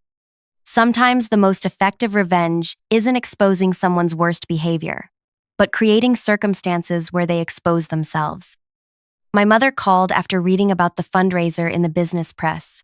"Noelle, I'm so proud of your success, but 80,000 from your boss? That seems extreme." I smiled into the phone. "He got exactly what he deserved, Mom." The charity initiative became an annual tradition at Helios, with senior leadership expected to contribute personally. My redesigned process included rigorous document review protocols that the board adopted company-wide, the ADISA method, they called it. 6 months into my new role, I received an email from Pierce. From his remote office in Alaska, he'd written a lengthy message oscillating between apology and accusation. He claimed I'd manipulated him, damaged his career, and acted unethically. I didn't respond immediately. Instead, I forwarded it to my personal email and added it to my documentation file. His words revealed more about his character than any response from me could address. Eventually, I sent a single-line reply. "I recommend reading documents before signing them. It's just how business works." The following quarter, our department performance exceeded targets by 28%. I hired 2 brilliant women who had been overlooked at their previous companies. We implemented flexible working hours that increased productivity while reducing burnout. The toxic culture Pierce had fostered began to heal. At the annual company retreat, Imara sought me out during the closing dinner. "That was quite a chess move you played," she said, sipping her wine. "Few would have had the patience or foresight." "I'm not sure what you mean," I replied carefully. Her knowing smile told me she understood exactly what had happened. "I've been watching you since you joined us, Noelle. Your work always impressed me, but your handling of the Pierce situation showed something more valuable than marketing skills." "And what's that?" "Strategic thinking under pressure, ethical problem solving, leadership without authority." She set down her glass. "The executive vice president is retiring next year. The board will be looking for someone who can transform departments the way you've transformed marketing." I maintained my composure, but my mind raced with possibilities. "I appreciate your confidence." "It's not confidence, it's observation. Pierce saw you as a threat because you are one, not to individuals, but to outdated systems." She stood to leave. "Keep documenting everything. Old habits die hard in this industry." Her words stayed with me as I continued building my department. The threat Pierce had posed was gone, but the system that had enabled him remained entrenched in corporate America. My victory would mean little if it didn't create lasting change. I established a mentoring program pairing senior women with promising junior employees. We created transparent promotion criteria that removed subjective leadership quality judgments. Most importantly, I implemented a collaborative review process where multiple perspectives were required for any personnel decision. 3 months later, I received a company-wide email announcing Pierce's resignation from the Alaska office. The official reason cited personal opportunities, but through my network, I learned the truth. He'd attempted his old tactics with a new employee, unaware she was the niece of a board member. This time, there was no clever revenge plot, just immediate consequences. That evening, I sat in my corner office, watching the sunset paint the city skyline in gold. Professor's photos sat on my desk. My quiet conspirator had earned his place among my achievements. I thought about the journey from that night when Pierce had cornered me to this moment of vindication. My phone buzzed with a text from my father. Just heard about your former boss leaving the company. Coincidence? I smiled. No such thing as coincidence, Dad. Just preparation meeting opportunity. The next morning, I arrived early as usual. My team would be presenting our quarterly strategy to the board, including innovations that had already been adopted by 2 competitor agencies. As I reviewed the presentation, I received an unexpected visitor. A young woman knocked on my open door. Director Adisa? I'm Zara from Human Resources. Do you have a moment? Of course, I said, gesturing to the chair across from me. What can I help you with? She closed the door before sitting. Never a good sign from HR. This is somewhat delicate. We've received an anonymous complaint about your management style. My heart rate increased slightly, but I remained outwardly calm. May I ask the nature of the complaint? It suggests you've created a, quote, hostile environment for male employees and shows preferential treatment toward women. She looked uncomfortable. Protocol requires I inform you and begin an investigation. I nodded, thinking quickly. The timing, just before my board presentation, wasn't accidental. I appreciate you following protocol. May I ask what specific incidents were cited? That's the issue, she said, relaxing slightly. The complaint is remarkably vague. No specific incidents, dates, or examples were provided. I see. I opened my desk drawer and removed a thumb drive.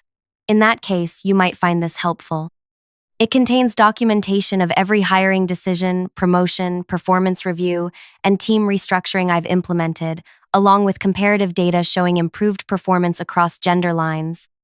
She looked surprised. You just have this ready? I believe in transparency and documentation, I explained. When you're one of few women in leadership, preparation isn't paranoia, it's necessity. Zara took the drive, studying me with new interest. You knew this would happen. Let's say I recognized the pattern.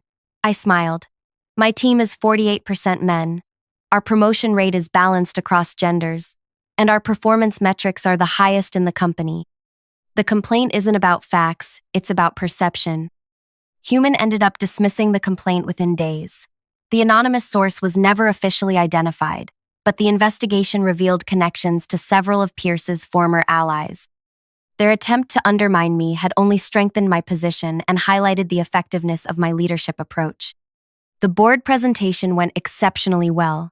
My team showcased not just our marketing successes, but the cultural transformation that had made them possible. By quarter's end, 3 other departments had requested guidance on implementing our collaborative model. One evening, working late to finish budget projections, I found myself alone in the office, a situation that once would have made me uneasy. Now, it felt like reclaiming space. I walked to the window where Pierce had once delivered his ultimatum and looked out at the city lights. The promotion he dangled as bait had become just one step in a journey I was defining on my own terms. The corner office wasn't the destination. It was a vantage point from which to create meaningful change. My phone chimed with a calendar alert. Tomorrow's company-wide announcement of the new executive leadership team. Imara had kept her word about the executive vice president position, though the final decision remained confidential until the official release. Whatever the announcement held, I'd already won the more important victory. I'd refused to let someone else define my worth or dictate the terms of my success. As I gathered my things to leave, my phone rang. The screen showed unknown number.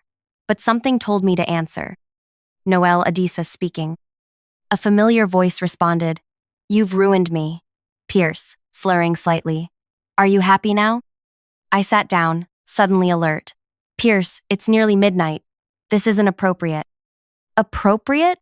He laughed bitterly. "You talk about appropriate after what you did? I can't get hired anywhere decent. My reputation is destroyed." "Your actions destroyed your reputation," I replied evenly. "I simply created transparency." "They're making you executive vice president tomorrow, aren't they?" His voice hardened.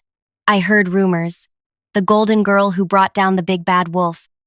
So the news had leaked. I remained silent, neither confirming nor denying. "You think you've won?" He continued.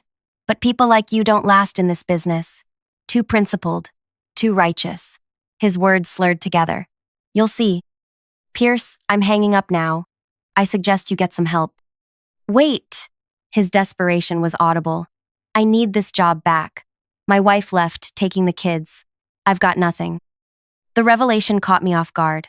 I hadn't known he had a family. In 3 years, he'd never mentioned children. I felt a momentary pang of doubt. Had my actions caused collateral damage? "I'm sorry about your family," I said carefully, "but that has nothing to do with me." "It has everything to do with you," he hissed. "Before you pulled your little stunt, I was on track for the position they're giving you. My life was perfect." I took a deep breath.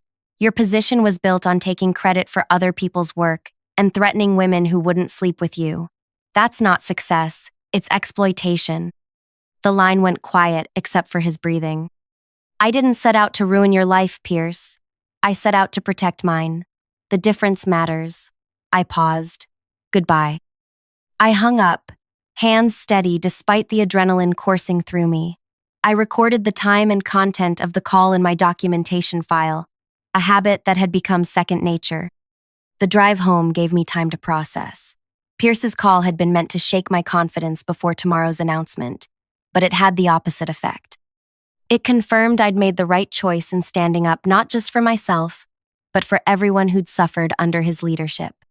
At home, Professor greeted me with his usual enthusiasm, completely unaware of corporate politics.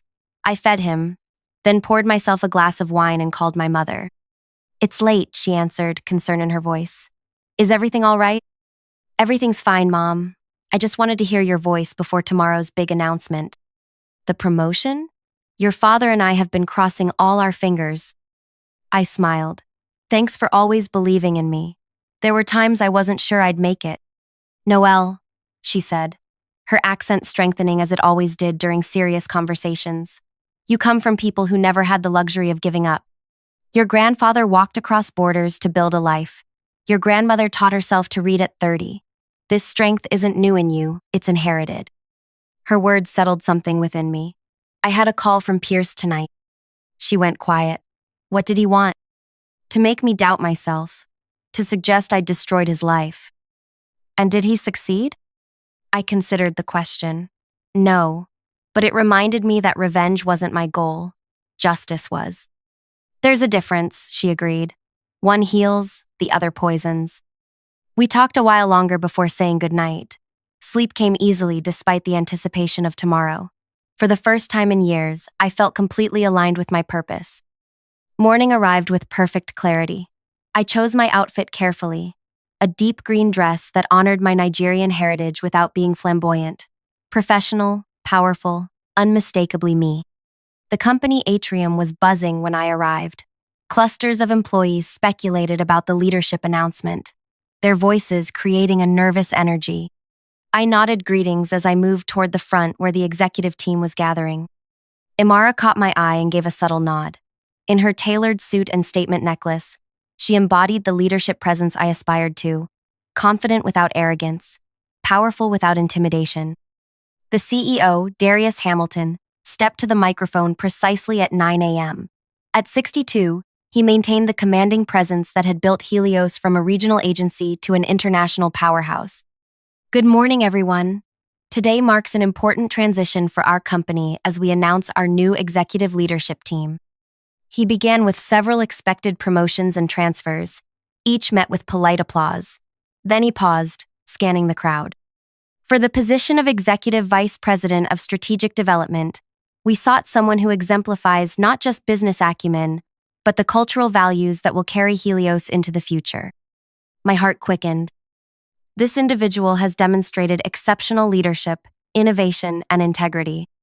They've transformed their department while establishing new standards for collaboration and accountability throughout our organization. His eyes found mine in the crowd. It is with great pleasure that I announce our new Executive Vice President, Noel Adisa. The applause was immediate and enthusiastic. I moved toward the stage, maintaining composure despite the emotions swirling within me. As I shook Darius's hand, he leaned in. "Your work speaks for itself," he said quietly. "That's rarer than you might think." I stepped to the microphone, surveying the faces before me, my team beaming with pride, colleagues offering genuine congratulations, a few looking uncertain about what my promotion might mean for the status quo. "Thank you for this extraordinary opportunity," I began. "Helios has been my professional home for 4 years, and I've seen both its tremendous potential and its growing pains."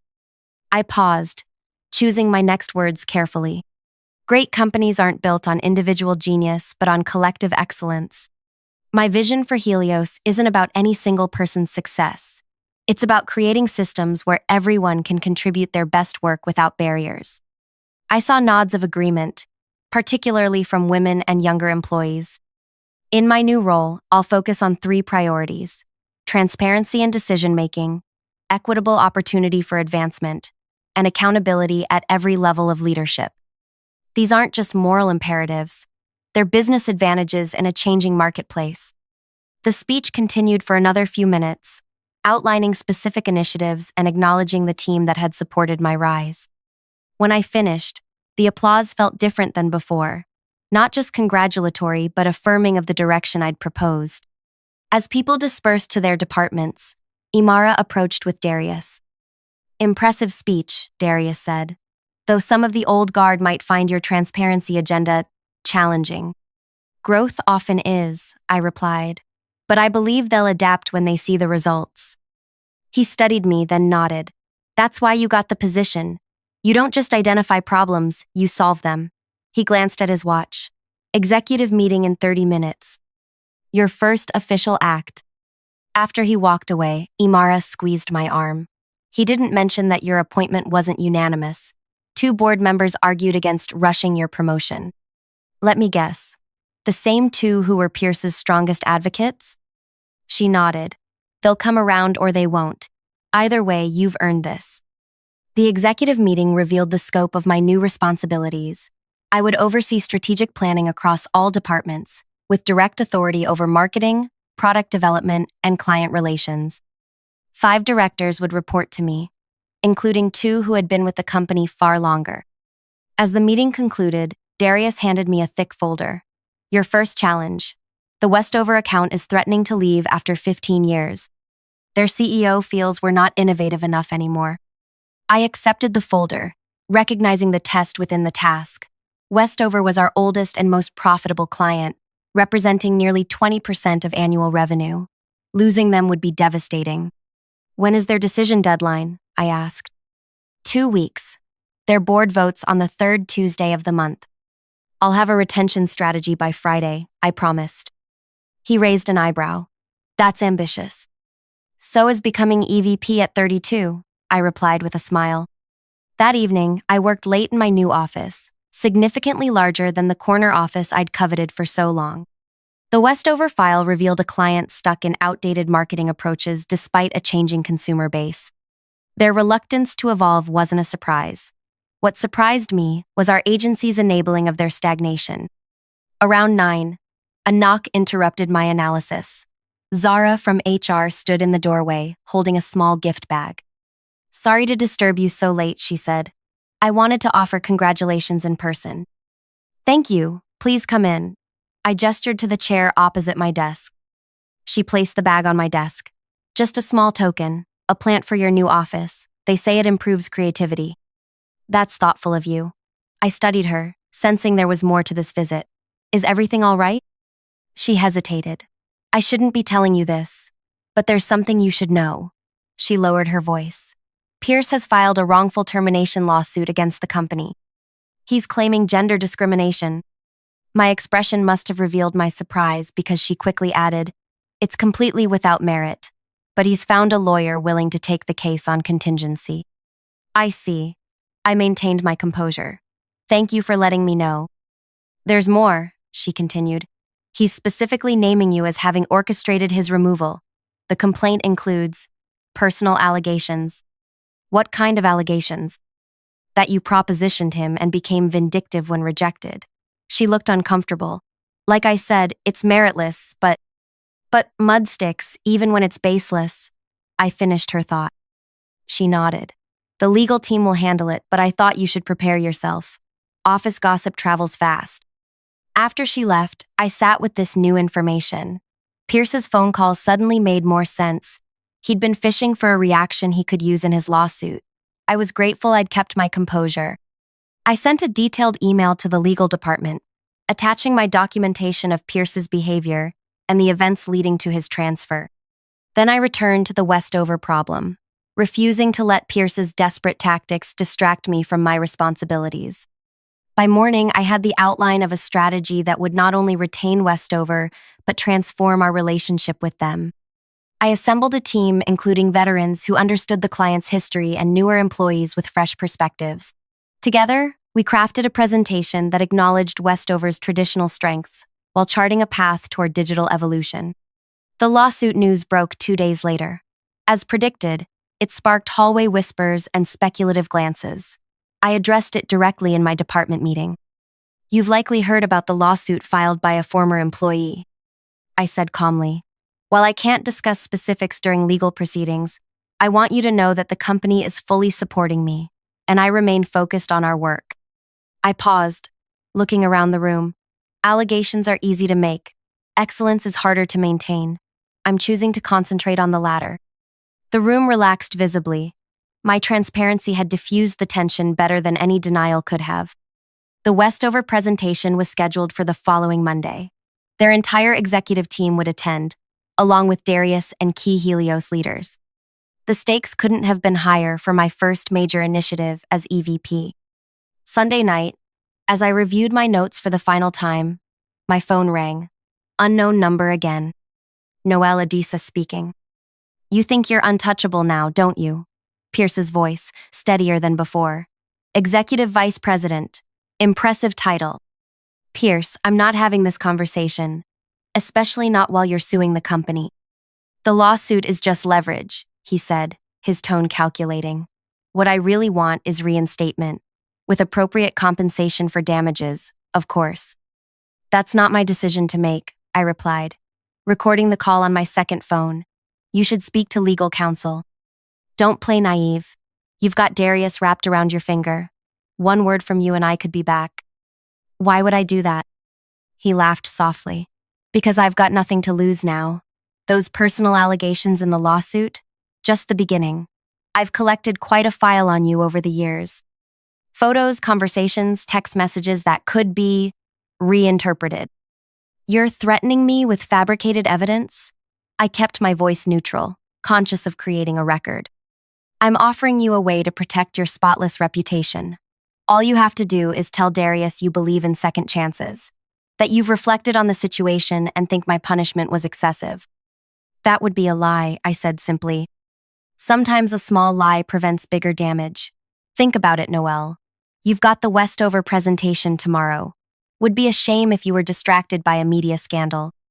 After he hung up, I immediately called legal counsel, forwarding the recording and requesting an emergency meeting before the Westover presentation. Then I called Imara. "He's escalating," I explained after recounting the conversation. "This feels calculated to disrupt tomorrow's presentation." "Almost certainly," she agreed. "The question is how to neutralize the threat without letting it consume your focus." "I need to get ahead of this," I said, mind racing. "If he's planning to release something tomorrow, we should preempt it." "How?" "By telling our story first." Monday morning, I arrived at Helios 2 hours early. The legal team met me in the conference room, where I shared my complete documentation of Pierce's behavior and subsequent threats. They were particularly interested in the recorded calls. This changes the complexion of the case entirely, the lead counsel said. He's now added extortion and harassment to his problems. Can you file for an immediate restraining order? I asked. Already in progress, but more importantly, this gives us grounds for a countersuit. Darius arrived as we were concluding. I've been briefed, he said grimly. Are you prepared for the Westover meeting, or should we postpone? Absolutely not, I replied. Postponing would give Pierce exactly what he wants. He studied me. You're certain you can focus? More than focus. I'm going to use this. At his questioning look, I explained, not the specifics, but the principle. Westover is facing disruption in their industry. We're going to show them how to turn challenges into opportunities. Exactly what we're doing right now. The Westover executives arrived promptly at 10. 6 men and 2 women filed into our largest conference room, their expressions ranging from skeptical to openly hostile. Their CEO, Greta Westover, had inherited the company from her father, but earned her reputation through bold leadership. Let's not waste time, she said after brief introductions. We've worked with your agency for 15 years, but the last 3 have shown diminishing returns. Our board is questioning whether Helios still understands our market. I nodded. A fair concern. Before I address it, may I ask you a question, Greta?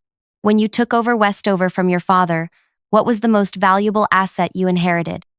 She looked surprised by the question. Our customer relationships? Without question. Exactly. And the most challenging obstacle? She considered this longer. Internal resistance to necessary changes. That's precisely where we find ourselves with Westover's marketing strategy, I said, activating the presentation screen. The relationship is our greatest asset. The resistance to evolution is our greatest challenge. For the next hour, my team and I presented a dual strategy, preserving Westover's core identity while modernizing their approach to reach younger consumers who viewed their brand as outdated. We showed prototype campaigns that honored their heritage while breaking new ground. This isn't just about prettier advertisements, I concluded. It's about recognizing that when the marketplace changes, standing still is moving backward. The same qualities that built Westover, boldness, integrity, vision, are exactly what will secure its future. Greta leaned forward. You're not just talking about our company, are you? I met her eyes directly. Great principles apply universally. She nodded slowly. We've heard dozens of pitches from agencies trying to steal our business. They all promised revolution. You're the first to offer evolution that preserves who we are. Revolution is easy, I replied. Thoughtful transformation is harder but more sustainable. The meeting concluded with Greta requesting detailed timelines and budgets, a clear sign they were staying. As the Westover team departed, Darius pulled me aside. Masterfully done, especially given this morning's complications. Thank you. I believe the countersuit will resolve Pierce's threats, but we should prepare for possible media attention. He nodded. Already in motion. PR is drafting a statement emphasizing our zero-tolerance policy on harassment and our support for all employees who report misconduct. Perfect. And the Westover account? His smile confirmed what I already suspected. They called their board chair during the lunch break. They're not only staying but increasing their budget by 30%. The news of our countersuit against Pierce broke that afternoon. Rather than the scandal he'd threatened, the story became about corporate accountability and the protection of employees from harassment and retaliation. 3 other companies came forward with similar experiences involving Pierce, transforming a potential personal attack into an industry conversation about workplace culture. The restraining order was granted immediately. Pierce's lawsuit was dismissed 2 weeks later, the judge citing clear evidence of retaliatory intent. He wasn't in the courtroom, according to his lawyer. He'd left the country for a health retreat. 6 months into my role as EVP, Helios had transformed. We'd implemented structured mentoring programs, transparent promotion criteria, and collaborative leadership models across all departments.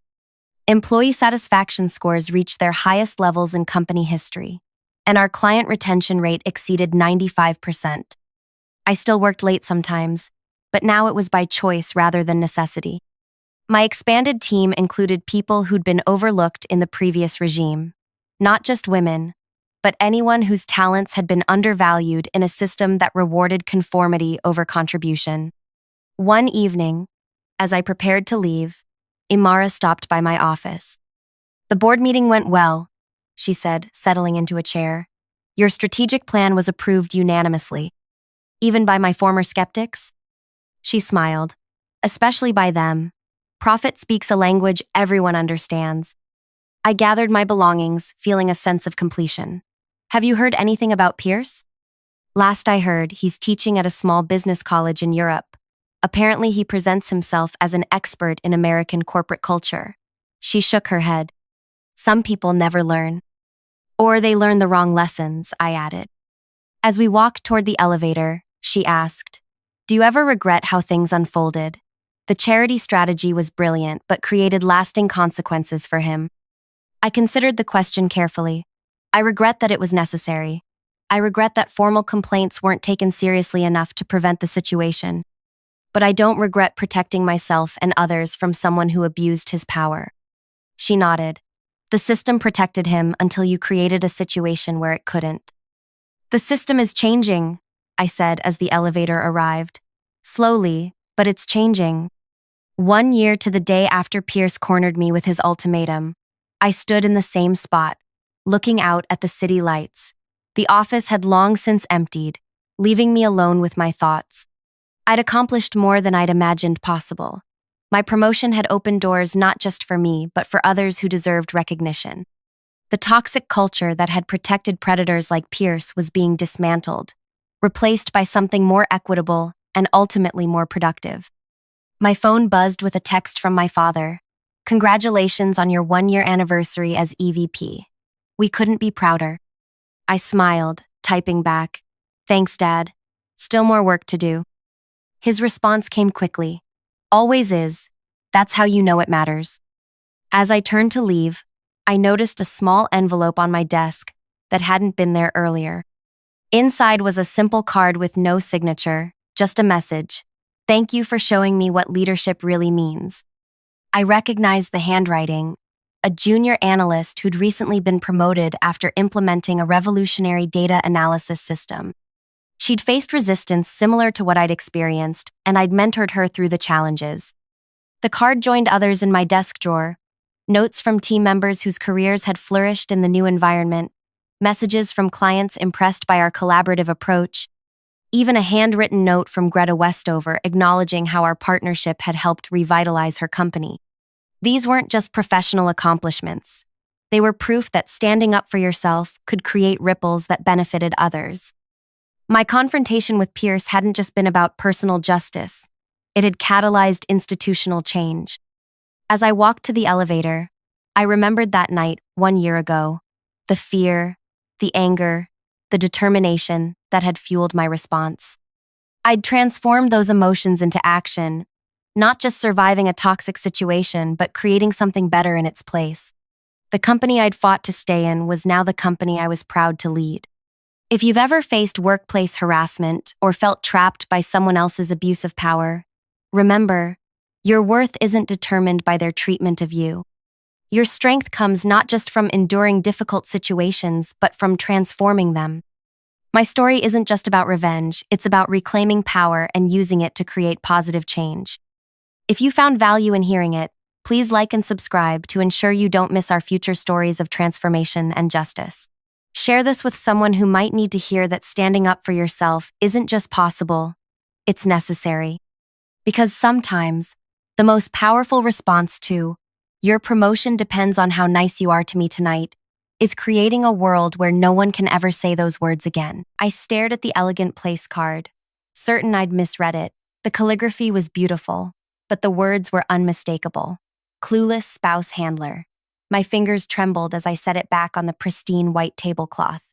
Across the banquet table, Devin, my husband of 8 years, was deep in conversation with his colleagues, oblivious to my discovery, or pretending to be. The private dining room of this upscale restaurant hummed with conversation and the clink of expensive glassware.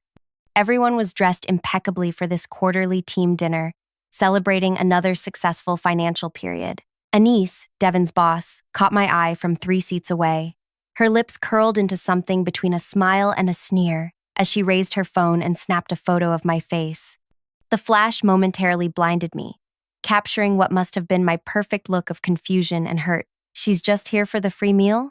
Anise asked loudly, her voice cutting through the ambient chatter. The table fell silent. Every eye turned toward me. I looked to Devin, waiting for him to defend me, to say something, anything, that would make this moment less excruciating. Instead, he shrugged, raised his glass in a mock toast, and mouthed, "Lighten up," from across the table. The laughter that followed was deafening. Some had the decency to look uncomfortable, but most joined in with enthusiasm. The seafood appetizer arrived, but I couldn't bring myself to touch it as conversations resumed around me. Occasional glances and smirks sent my way. "Don't mind them," whispered Porto, a junior associate seated beside me. His attempt at kindness only amplified my humiliation. Team jokes can be a bit intense. I nodded mechanically, reaching for my purse under the table. The weight of 20 pairs of eyes on me made each movement feel like I was underwater. I stood up, smoothing the front of my dress, the new one I'd bought specifically for tonight, wanting to make a good impression.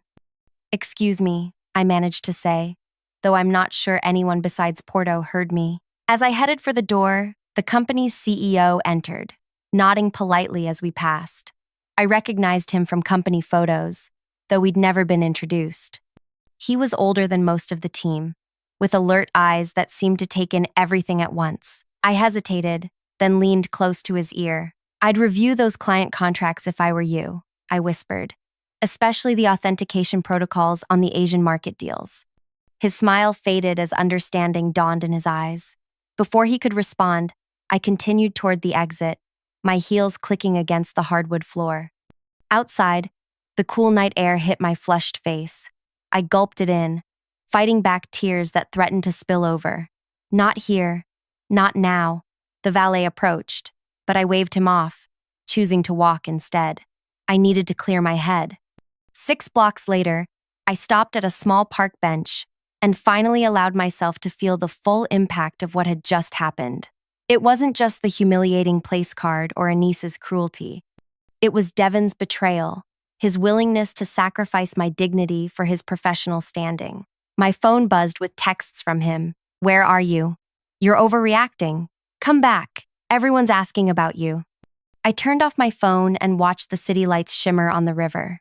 For 3 years, I'd played the role they expected, the supportive, quiet wife who nodded along during shop talk. None of them knew I'd spent 5 years specializing in international contract authentication before stepping back to care for my ailing father. None of them knew I'd recently been approached by their parent company to anonymously audit their global client portfolio after irregularities were flagged. And none of them, especially not Devin, had any idea what I was about to do. If you're enjoying this story of betrayal and silent strength, please hit that like button and subscribe for more stories that explore the hidden depths of those we too easily underestimate.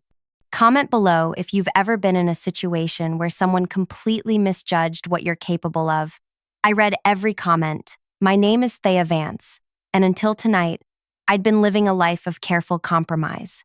I was 34 years old when I discovered my husband and his colleagues thought I was nothing more than decorative background. I'd met Devin at a charity auction 10 years earlier, him fresh from his MBA, me already establishing myself in the specialized field of international contract verification. We bonded over terrible auction wine and shared ambitions. He was charming, driven, and looked at me like I was the most fascinating person in the room. The early years were good. We bought a small house in a neighborhood we could barely afford, spent weekends renovating it together, and talked endlessly about our future. I worked for a boutique firm that specialized in authenticating international business agreements, ensuring signatures were legitimate and protocols followed. My work wasn't glamorous, but it required precision, attention to detail, and an understanding of cross-border regulations that few people possessed. Everything changed when my father's health deteriorated rapidly. He had no one else, my mother had died years before, and I was an only child. The decision to step back from my career wasn't easy, but it felt like the only choice. Devin supported me, at least at first. Take all the time you need, he'd said. I'm making enough for both of us. I became my father's primary caregiver for 18 months. During that time, Devin's career accelerated.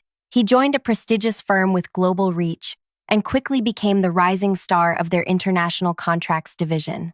The irony wasn't lost on me, but I was too exhausted from hospital visits and medication schedules to dwell on it. After my father passed, I found myself adrift. The boutique firm where I'd worked had downsized. My skills felt rusty, and Devin's new lifestyle, late nights, business trips, weekend strategy sessions, left little room for me to process my grief or plan my next steps. Why rush back to work? Devin would ask. We're doing fine financially. Take some time to figure out what you really want. His words seemed supportive, but his tone suggested he'd grown comfortable with our arrangement. Him, the ambitious professional, me, the supportive wife who handled our home life and showed up at company functions to smile at his colleagues. I tried to engage with his work, offering insights when he discussed challenging cases. At first, he seemed to appreciate my perspective. Then, gradually, he began dismissing my input. The industry has changed, Thea. It's more complex now. Then came the day I spotted a familiar approach in one of his presentations left open on our shared home computer. It was a verification matrix I'd developed years earlier, repackaged with his name on it. When confronted, he'd been defensive. It's just a basic framework, not your intellectual property. Besides, I improved it. I'd let it go, determined to find my own path forward. I began quietly refreshing my skills, taking online courses, and reconnecting with former colleagues. 2 months ago, I received an email that changed everything. Kelton Hayes, the compliance director at the parent company of Devin's firm, had been given my name by a former colleague. We're conducting a confidential audit of subsidiary operations, he wrote. Your expertise in contract verification would be invaluable, particularly given your distance from current internal politics. The contract they offered was generous, the work exactly in my wheelhouse, and the confidentiality clause meant I couldn't disclose my involvement to anyone, including Devin. I accepted immediately. For weeks, I reviewed digital trails, signature timestamps, and authentication protocols. What I found was disturbing. Systematic failures in contract authentication, potentially fraudulent client signatures, and millions in misreported profit margins. At the center of it all were 2 names, Devin Vance and Anise Wyatt. I'd planned to complete my audit before deciding how to proceed. Then came tonight's dinner and that place card that made their view of me crystal clear. I arrived home well after midnight, having walked for hours. The house was dark, except for the kitchen light. I found Devin sitting at the island counter, his tie loosened, expression stormy. What exactly did you say to him? He demanded, following me as I moved toward the refrigerator. To whom? I kept my voice neutral while retrieving a bottle of water. Don't play dumb. It doesn't suit you. He blocked my path. The CEO pulled me and Anise into a meeting right after dinner. Something about contract verification procedures. Sounds important. I moved past him toward the stairs. I'm sleeping in the guest room tonight. This is about a stupid place card? It was just office humor. I turned slowly. Was it also office humor when you presented my ideas for the Singapore client restructuring as your own? Or when Anise implemented the exact verification shortcuts I warned you would create security vulnerabilities? His face paled. You don't understand how things work. I understand perfectly. That's what terrifies you. I closed the guest room door behind me, heart hammering. Through the wall, I heard him pacing, making phone calls despite the late hour. I sat on the edge of the bed, opened my laptop, and reviewed the evidence I'd compiled. Tomorrow, I would contact Kelton with my preliminary findings.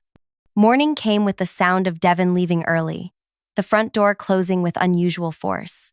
I made coffee and checked my secure email account. A message from Kelton confirmed our Thursday meeting with the board had been moved up due to concerning preliminary findings. By noon, Devin texted that everything was fine. The CEO was satisfied with their explanations, and the review was merely procedural. I knew better. The authentication logs couldn't be explained away so easily. When he returned that evening, he brought flowers and concert tickets to my favorite symphony. Anise says she's sorry about the joke. She didn't realize you'd be so sensitive about it. Let's move past this. For a moment, I wavered. His smile was the one that had once made my heart skip. Confident, warm, slightly crooked. Perhaps I was overreacting. Perhaps this was salvageable. Then my phone chimed with Kelton's email. Preliminary findings require immediate attention. Meeting moved up to Thursday. I deleted the message and smiled at Devin. The concert sounds lovely. The next 2 days unfolded like a bizarre play where only I knew the ending. On Tuesday, Devin announced triumphantly that Anise was recommending him for promotion. On Wednesday, the CEO issued a company-wide email expressing full confidence in the international contracts team. Devin relaxed visibly, becoming affectionate again, suggesting we plan a vacation. Maybe Bali? We could use some time away together. I nearly told him everything that night. The words sat on my tongue as he slept beside me. But then I remembered Anise's camera flash capturing my humiliation, and I remained silent. Thursday morning, I dressed with unusual care, sometimes self-areas, a tailored navy suit I hadn't worn in years, subtle jewelry, hair pulled back in a sleek knot. Client meeting? Devin asked, noticing my formal attire at breakfast. Something like that, I replied, watching him over the rim of my coffee cup. You should have mentioned it. I could have helped you prepare. It's been a while since you've been in a professional setting. I think I'll manage, I said, gathering my briefcase, another item long unused. He kissed my cheek before leaving.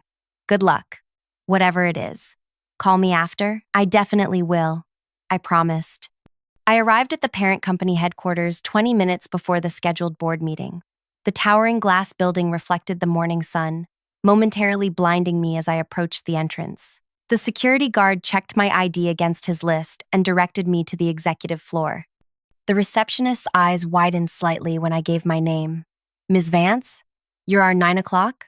That's right, I said, maintaining a neutral expression. The board is already gathering. I'll show you to the conference room.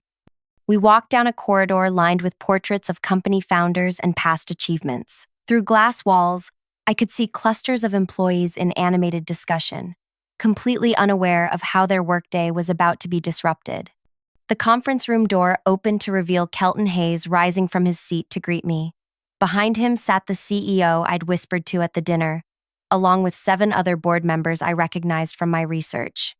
Ms. Vance, thank you for coming in person, Kelton said, shaking my hand firmly.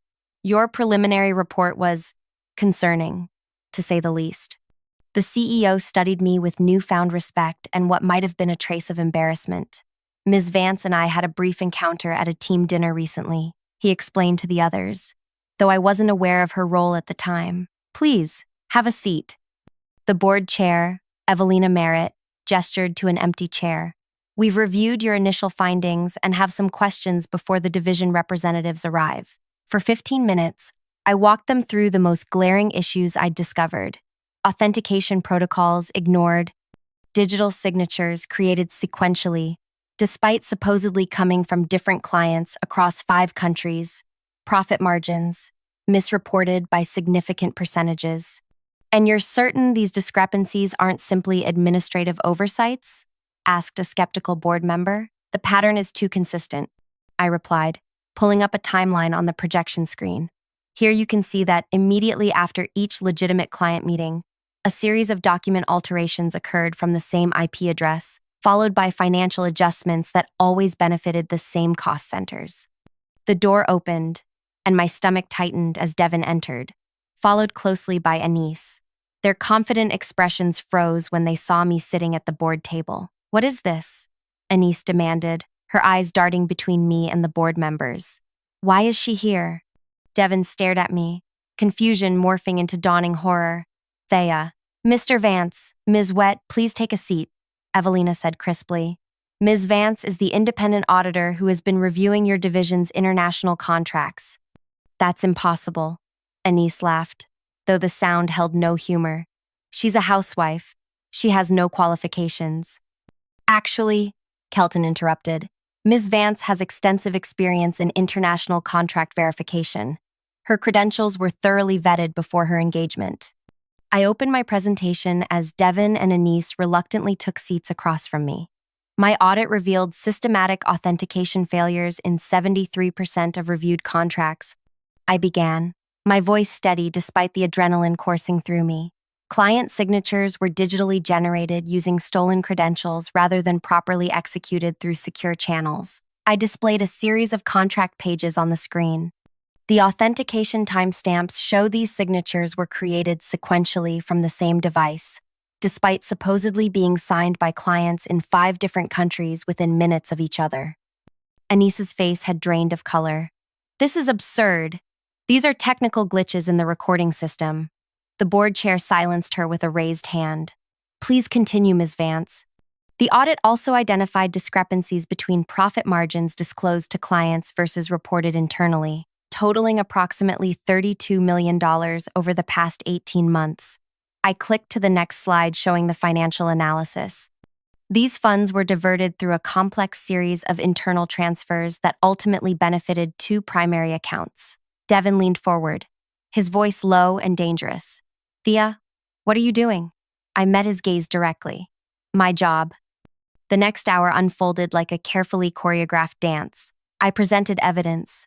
Anise and Devin offered increasingly desperate explanations, and the board asked pointed questions that revealed they already believed my findings. Security was eventually called to escort Devin and Anise from the building, their access badges and company devices confiscated. As they were led away, Devin turned to me one last time. "You've destroyed everything." "No," I corrected him quietly. "You had me labeled as clueless, but you never bothered to ask what I actually knew." The board asked me to stay as they discussed next steps. Legal counsel was brought in, along with the head of HR. I answered their questions mechanically, the adrenaline of confrontation giving way to a hollow feeling I couldn't quite name. By late afternoon, I was finally able to leave the building. I stepped onto the sidewalk, unsure where to go. Home no longer felt like an option. My phone, which I'd silenced during the meeting, showed 17 missed calls from Devin and dozens of increasingly frantic text messages. The final one sent a chill through me. "I'm at the house. We need to talk now." I switched off my phone and hailed a taxi. "The Ardmore Hotel, please." The hotel room was anonymous and bland, but it was safe. I sat on the edge of the bed, staring at the generic landscape painting on the wall, trying to process everything that had happened.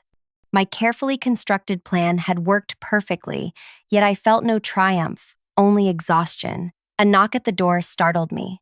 I approached cautiously, looking through the peephole. It was Porto, the junior associate who had tried to comfort me at the dinner. "Thea, I know you're in there." The front desk confirmed it. "Please, I just want to talk." I opened the door partway, keeping the security chain engaged. "How did you find me?" I guessed. This is where the firm puts up visiting clients. He looked tired, his usually immaculate appearance disheveled. "Can I come in? It's not safe to talk in the hallway." After a moment's hesitation, I let him in. He paced the small room before turning to face me. "The office is in chaos. Security locked down all the files. HR is interviewing everyone who worked closely with Devin and Anise, and rumors are flying everywhere." He ran a hand through his hair. "But that's not why I'm here. Devin is looking for you, and he's not in a good place." My heart sank. "What do you mean?" He came back to the office after the meeting, somehow got past security. He was gathering papers from his desk when I found him. He said some things about making you regret what you'd done. Porto looked at me with genuine concern. "I don't think you should go home, at least not alone." "I wasn't planning to," I said quietly. "Good." He hesitated. "There's something else you should know. I think I was meant to be the fall guy." "What?" Porto sat down heavily in the desk chair. "Last month, Anise gave me access to the contract management system, something I'd been requesting for ages. Now I realize she added my credentials right when some of the worst alterations were being made. If things went south, my digital fingerprints would be all over those files." I studied him carefully. "Why are you telling me this?" "Because you just saved my career, maybe even kept me from facing criminal charges. And because," he looked away, "I knew something was wrong but was too afraid to speak up." This revelation shifted my understanding of the situation. I hadn't just exposed Devin and Anise. I'd potentially saved others who might have been implicated in their scheme. There's a junior associate who tried to report irregularities, I said, remembering a name I'd come across in my investigation. Britta something? Britta Keel. They isolated her completely after she raised concerns, moved her desk to the empty floor being renovated, revoked her system access, assigned her to audit old archived accounts no one cares about. Was she aware of the full extent of what was happening? Porto shook his head. I don't think so. She just noticed some authentication protocols being skipped, but after what they did to her, everyone got the message. Don't ask questions. I made a mental note to include Britta's situation in my final report. Thank you for telling me this, Porto. He stood to leave. What will you do now? It was a question I'd been avoiding. My marriage was over. That much was certain. My contract with the parent company would conclude once my final report was submitted. And then what? I don't know, I admitted. Start over, I guess. After Porto left, I ordered room service and tried to distract myself with mindless television. But my mind kept returning to Devin, wondering what he was doing, what he was planning. Around midnight, my room phone rang, startling me from a fitful half-sleep. Ms. Vance, this is hotel security. There's a man in the lobby insisting on seeing you. He claims to be your husband. My mouth went dry. Don't send him up. I'll come down. Ma'am, we can simply have him removed. No, it's all right. I'll handle it. I threw on clothes and took the elevator down, heart pounding. The lobby was nearly empty at this hour, making Devin's presence all the more conspicuous. He was standing at the front desk, arguing with the night manager, his normally perfect appearance disheveled. When he saw me, he abandoned the conversation mid-sentence and strode toward me. Thea, what the hell is going on? I've been worried sick. The security guard moved closer, watching us carefully. I held up a hand to indicate I was okay. Let's sit, I said, gesturing to a seating area far from the front desk. I went home and you weren't there. Your clothes were gone, I thought. He ran his hands through his hair. I don't know what I thought. That something had happened to you. Something did happen to me, Devin. Years ago, when I started becoming invisible to you. His expression hardened. So, this is revenge? For not paying enough attention to you? You destroyed my career because you felt neglected? This isn't about attention. It's about respect. You stole my ideas, dismissed my concerns, and sat by while your colleagues humiliated me. It was a joke, Thea. A stupid, tasteless joke that Anise took too far. And for that, you've ruined everything we've built. We? I laughed bitterly. What exactly have we built, Devin? A marriage where you see me as window dressing? A life where I'm expected to smile and nod while being treated like I'm incapable of understanding your important work. Work that, ironically, used to be my specialty? He leaned forward, lowering his voice. You don't understand what you've done. Anise has connections. Powerful people who won't be happy about this. She's already talking about lawsuits, countering your report with experts who'll discredit you. The evidence speaks for itself. Evidence can be interpreted different ways. Your reputation will be destroyed. You'll never work in this field again. A chill ran through me. Was he threatening me or warning me? His face gave nothing away. I need to go back upstairs, I said, standing up. He grabbed my wrist. Thea, please. We can fix this. I can talk to the board, explain that you misunderstood what you were seeing. Say you've been under stress since your father died. I pulled my arm free. Goodbye, Devin. This isn't over, he called after me as I walked toward the elevator. You have no idea what's coming. Back in my room, I double-checked the lock and pushed a chair against the door. Sleep was impossible now. I opened my laptop and began working on my final report, determined to make it unassailable. Morning came with an email from Kelton. Emergency meeting called.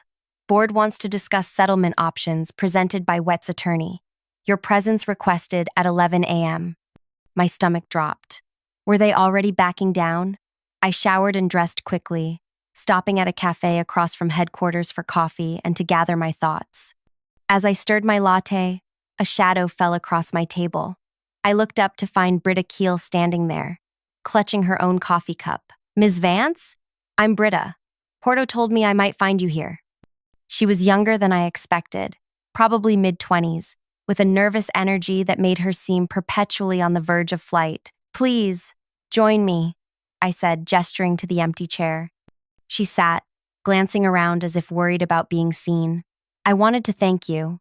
I didn't know what was happening exactly, but I knew something was wrong with those contracts. When I tried to say something, she trailed off. They isolated you." I finished for her. She nodded. It was like I became toxic overnight. People I'd worked with for 2 years suddenly couldn't make eye contact. Anise told everyone I'd made a serious error that cost the company money, but wouldn't specify what it was. "I'm including your experience in my report. The board should know how they silenced internal concerns." Britta looked down at her coffee. "That's actually why I wanted to talk to you. I received a call this morning from someone claiming to be Anise's attorney. He said if I testified that I'd seen you tampering with contract records, they'd restore my position and give me a settlement payment." My blood ran cold. "They're trying to frame me?" "It seems that way." I told them no, of course, but I thought you should know what they're planning. The 11 a.m. meeting suddenly took on a more ominous cast. "Thank you for telling me, and for refusing to go along with it. I have copies," she said quietly, "of some of the original contracts before they were altered. I kept them because I was worried about exactly this kind of situation." Hope surged through me. "You have the unaltered originals?" She nodded. "Not all of them, but enough to show a pattern. I can forward them to you." As Britta sent the files to my secure email, I realized how close I'd come to walking into a trap. Devon's warning suddenly made more sense. Not a threat, but a glimpse of Anise's counterattack. By the time I walked into the board meeting, I was armed with Britta's documents and a renewed determination. The room fell silent as I entered. Seated at the far end of the table were Anise, Devon, and a sharp-looking attorney I didn't recognize. "Ms. Vance," Evelina began, her tone carefully neutral. "Thank you for joining us. Some concerns have been raised about the methodology of your audit. Ms. Wett's counsel has presented an alternative explanation for the discrepancies you identified." The attorney stood, distributing folders to each board member. What Ms. Vance identified as fraud was actually an approved testing protocol for a new contract management system. All clients were aware of the temporary workaround. I waited until he finished his presentation, which painted Anise and Devon as innovative problem solvers who had found a creative solution to authentication challenges during a system transition. When he finally sat down, I opened my laptop. "That's a fascinating reinterpretation of events. Before I respond, I'd like to share some additional documents that came into my possession this morning." I connected to the projector and displayed the first of Britta's original contracts. This is the original version of the Tarian Tech Agreement from March 15th. Note the profit-sharing terms on page 3. I switched to the altered version from my audit, and this is the version currently in the system, with significantly different terms that cost the client nearly $2 million. The attorney started to object, but I continued, displaying email exchanges that Britta had preserved. These communications show Ms. Wett explicitly instructing team members to use what she called creative authentication to backdate approvals and modify terms. For the next hour, I methodically dismantled their defense with Britta's evidence. The board members' expressions shifted from uncertainty to resolve as the truth became undeniable. "Given these new documents," Evelina finally said, "I believe we've heard enough. Mr. Hayes, please contact law enforcement. This has moved beyond an internal matter." As security was once again called to escort Devon and Anise from the building, I caught Devon's eye. The hatred I saw there made me flinch, but I held his gaze until he was led away. "Ms. Vance," Kelton approached as the room cleared, "your work has been invaluable. We'd like to discuss a more permanent role for you, heading up a new compliance division." The offer was tempting, but I knew I couldn't accept it. "I appreciate the offer, but I need some time to consider my next steps." As I left the building, my phone buzzed with a text from an unknown number. "This isn't over. You'll regret the day you crossed me. A." I should have been frightened, but instead, I felt a strange calm. For the first time in years, I was standing on solid ground, seeing clearly. Whatever came next, I would face it as myself, not as someone's clueless spouse, but as Thea Vance, in full possession of my power. 3 months passed in a blur of legal depositions, divorce proceedings, and rebuilding my life piece by piece. I'd moved into a small apartment downtown, closer to the financial district, where I'd started consulting for firms looking to strengthen their contract verification protocols.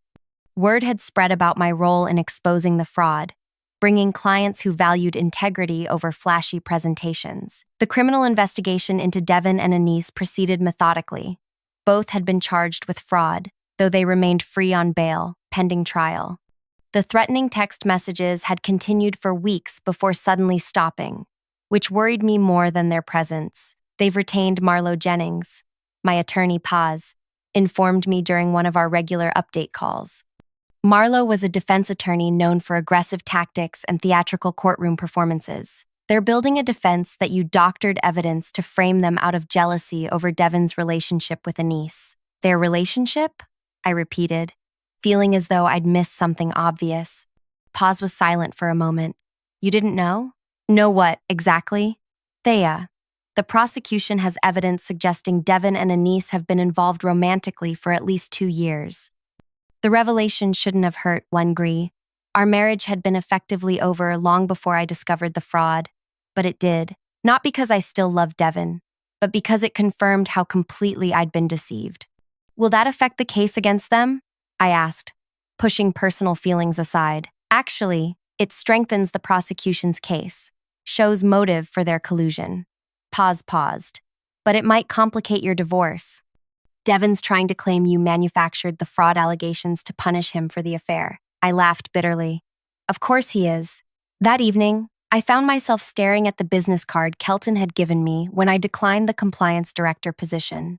If you change your mind, he'd said, or if you need anything at all, I needed something now, access to records that might confirm when Devin and Anise's relationship began. Not for the divorce. I didn't care about extracting more in the settlement. But if their affair coincided with when my ideas began appearing in Devin's presentations, it would establish a clear timeline of betrayal that could be relevant to the criminal case. Kelton answered my call immediately. I've been wondering when I'd hear from you. I need a favor, I said, explaining what I was looking for. Come to the office tomorrow. I'll have everything we have ready for you. The next morning, I arrived at the headquarters, drawing curious glances from employees who recognized me from news coverage of the scandal. Kelton met me personally, escorting me to a small conference room where several boxes of files awaited. These are copies of all communications between Devin and Anise that our IT team recovered, he explained, including messages they thought they'd deleted.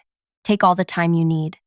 Hours passed as I sifted through emails, text message logs, and meeting notes. The affair was evident, thinly veiled in early communications, then increasingly explicit as time went on. But something else emerged that I hadn't expected. A systematic campaign to sideline me professionally. We need to make sure T stays focused on home, Anise had written in one email. Her connections in the industry could complicate things if she decides to return to work. Devin's response had been immediate. Not a concern. She's lost touch with her old contacts. I've made sure of it. The most damning exchange came from 3 years earlier, right after my father had died. Anise, still think we should find a position for her here? Could be useful having someone with her background. Devin, absolutely not. Keep her separate from all this. Better she doesn't know the details of what we're doing. Trust me. My hands shook as I read the explicit strategy they'd developed to keep me isolated from professional opportunities, to diminish my confidence, to ensure I remained the clueless spouse they could safely ignore. I copied the most relevant documents and thanked Kelton for his help. On my way out, I ran into Britta, who had been hired to help reconstruct the legitimate contracts. Thea, I was hoping to see you. She looked transformed, confident, energetic. I wanted to tell you myself. I've been promoted to lead a new authentication team. We're rebuilding everything from the ground up. That's wonderful, I said, genuinely pleased for her. Actually, we could use someone with your expertise. The position reports directly to the board, completely independent from any division head. I promised to consider it, though I was already leaning toward declining. I needed complete independence for what I was planning next. 2 weeks later, I received an unexpected call from Evelina Merritt, the board chair. Ms. Vance, I hope I'm not interrupting anything important. Not at all, I assured her, curious about the purpose of her call. I'll get straight to the point. Our shareholders are concerned about the upcoming trial. The publicity could be damaging. Marlo Jennings has approached us about a potential settlement. My stomach tightened. What kind of settlement? The company would cover the financial losses. Devin and Anise would resign officially and admit to procedural errors but not fraud, and all criminal charges would be dropped. And what do they want from me? I asked, already knowing the answer. A statement that your audit findings may have been affected by personal bias, and an agreement not to discuss the case publicly. They want me to recant, I said flatly. Not recant, exactly. Just acknowledge the possibility of misinterpretation. Common, I thought of the documents I'd discovered, the deliberate campaign to diminish and isolate me. And if I refuse? The company would proceed with supporting the prosecution. But Marlo has made it clear the defense will be aggressive. Your personal and professional life would be scrutinized in ways that might be uncomfortable. I need time to think about it, I said, though I already knew my answer. That evening, I spread the evidence across my dining table, the original audit findings, Britta's recovered documents, and the communications between Devin and Anise. Everything pointed to years of calculated fraud and personal betrayal. And yet, the company was willing to let it all disappear to avoid negative publicity. My phone rang again. It was Porto. Have you heard from Evelina? He asked without preamble. Yes, the settlement offer. Don't take it, he said urgently. Something bigger is happening. Anise has been meeting with executives from rival firms. I think she's offering to bring clients with her if charges are dropped. This was new information. How do you know this? I've been helping Britta reconstruct the client communications. Some recent messages don't add up. Clients making references to conversations that aren't in our records. I think Anise is laying groundwork to take major accounts with her. After we hung up, I sat in the darkness of my apartment, contemplating my options. The settlement would provide a clean break, allowing me to move forward without the ordeal of a trial, but it would also mean Devin and Anise faced no real consequences for their actions. More importantly, it would mean the company never addressed the systemic issues that allowed the fraud to occur in the first place. By morning, I had made my decision. I called Evelina and declined the settlement offer. Then I contacted Paz with new instructions. I want to countersue, I told her. Not just Devin for the divorce, but Anise and the company for professional defamation and creating a hostile work environment for female professionals. That's a significant escalation, Paz warned. Are you sure? Absolutely. And I want to go public with everything. The fraud, the affair, the systematic undermining of women in the organization. The company will fight back hard. Let them. The next 6 months were the most challenging of my life. As Paz had predicted, the company unleashed its full legal might against me. Marlo Jennings followed through on his promise to make the process as painful as possible, deposing former colleagues about my work habits, subpoenaing my medical records, looking for mental health issues, even questioning neighbors about visitors to my marital home. Devin attempted reconciliation when he realized I wouldn't back down, showing up at my apartment with promises of change and tearful apologies. When that failed, he switched to threats, warning that I would never work in the industry again once he and Anise were exonerated. The pressure to settle intensified as the trial date approached. Anonymous calls suggested accidents happen to people who don't know when to stop. My apartment was broken into, though nothing was taken. The message was clear: back down or face consequences. I didn't back down. 1 week before the trial was set to begin, Porto contacted me again. They're panicking, he reported. Anise tried to access the secure server last night using Britta's old credentials. Did she succeed? No, but it triggered a security alert. The board has called an emergency meeting. That alert proved to be the turning point. The company's internal investigation revealed that Anise had been systematically copying client data, presumably to take to competitors. Faced with this new evidence of ongoing malfeasance, the board finally cut ties completely. 2 days later, Devin called me, his voice ragged. They've withdrawn support for our defense. Anise has fled the country. Thea, please. You have to help me. I was just following her lead. Like you followed my lead when you presented my ideas as your own? I asked calmly. That was different. I gave you credit at home, didn't I? I always told you how brilliant you were, just not brilliant enough to be acknowledged publicly. He was silent for a moment. What do you want? Name your price to make this go away. I don't want anything from you, Devin. Not anymore. The criminal trial proceeded without Anise, who had indeed fled to a country without an extradition treaty. Devin, left to face charges alone, accepted a plea deal that included significant financial penalties and a 5-year ban from working in financial services. My divorce was finalized 3 months later. I declined alimony, wanting nothing that would keep me connected to Devin. The professional defamation suit against the company settled out of court for an amount that ensured I would never have to worry about finances again. But money had never been my goal. The following year, I received an invitation to speak at an industry conference on contract verification ethics. As I prepared my presentation, I received an unexpected email from Britta. Thought you'd want to know. Anise has surfaced. She's working for a small firm in Singapore under a different name. Apparently, her new colleagues find her difficult and controlling. Some things never change. I smiled at the update but set it aside. Anise was no longer my concern. The day of the conference arrived, and I took the stage feeling calm and centered. The large auditorium was filled with industry professionals, many of whom I recognized from my earlier career. As I arranged my notes at the podium, I noticed a familiar face in the back row, Anise's former assistant, now working entry-level at a small regional company. She didn't meet my eyes as I began my presentation. Let's talk about the true cost of underestimating the person across the table from you. For the next hour, I detailed the case study of the fraud without naming the company or individuals involved. I explained the verification protocols that had been circumvented, the warning signs that had been ignored, and the corporate culture that had enabled the fraud to flourish.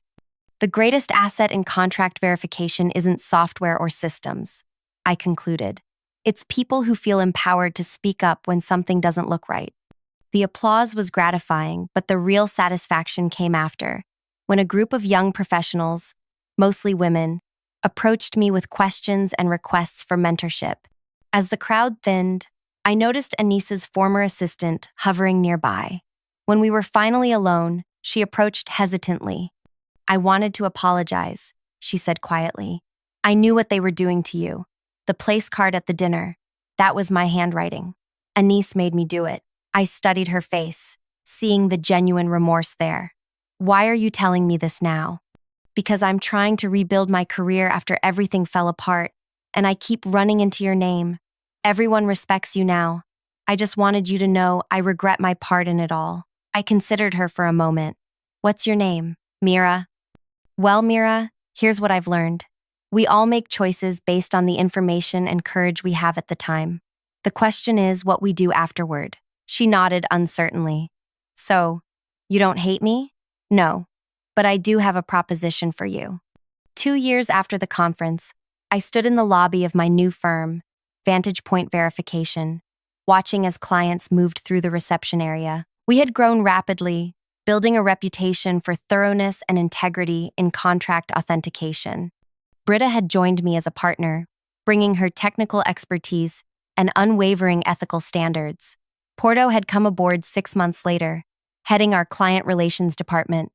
And Mira, after proving herself in increasingly responsible positions, now led our training division, teaching new hires to recognize the warning signs of fraud. My phone buzzed with a news alert.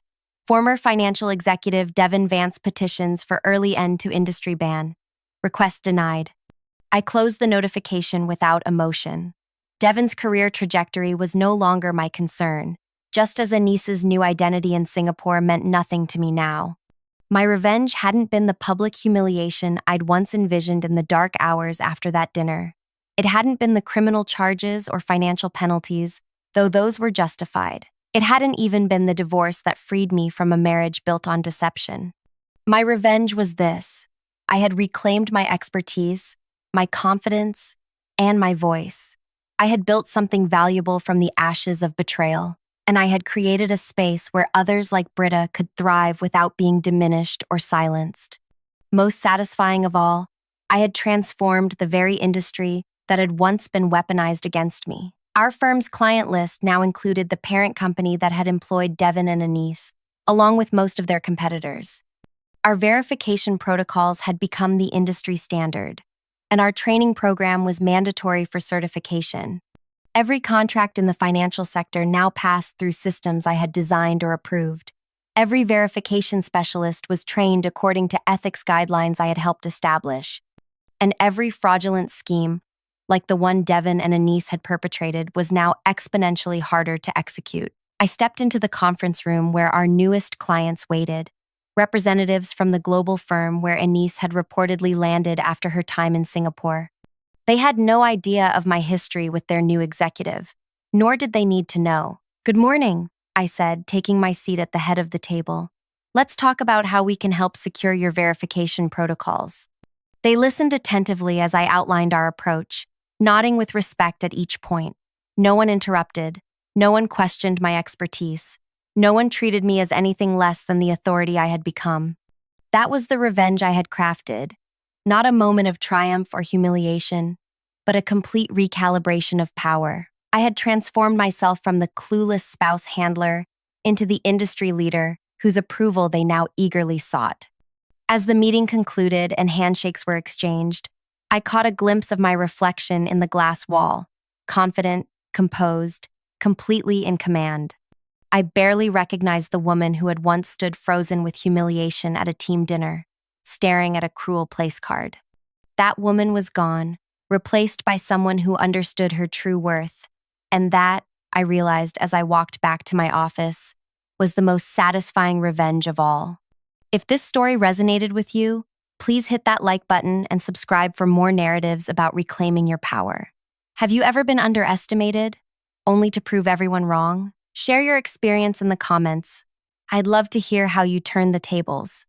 And remember, sometimes the best revenge isn't about destroying others, but about rebuilding yourself stronger than before.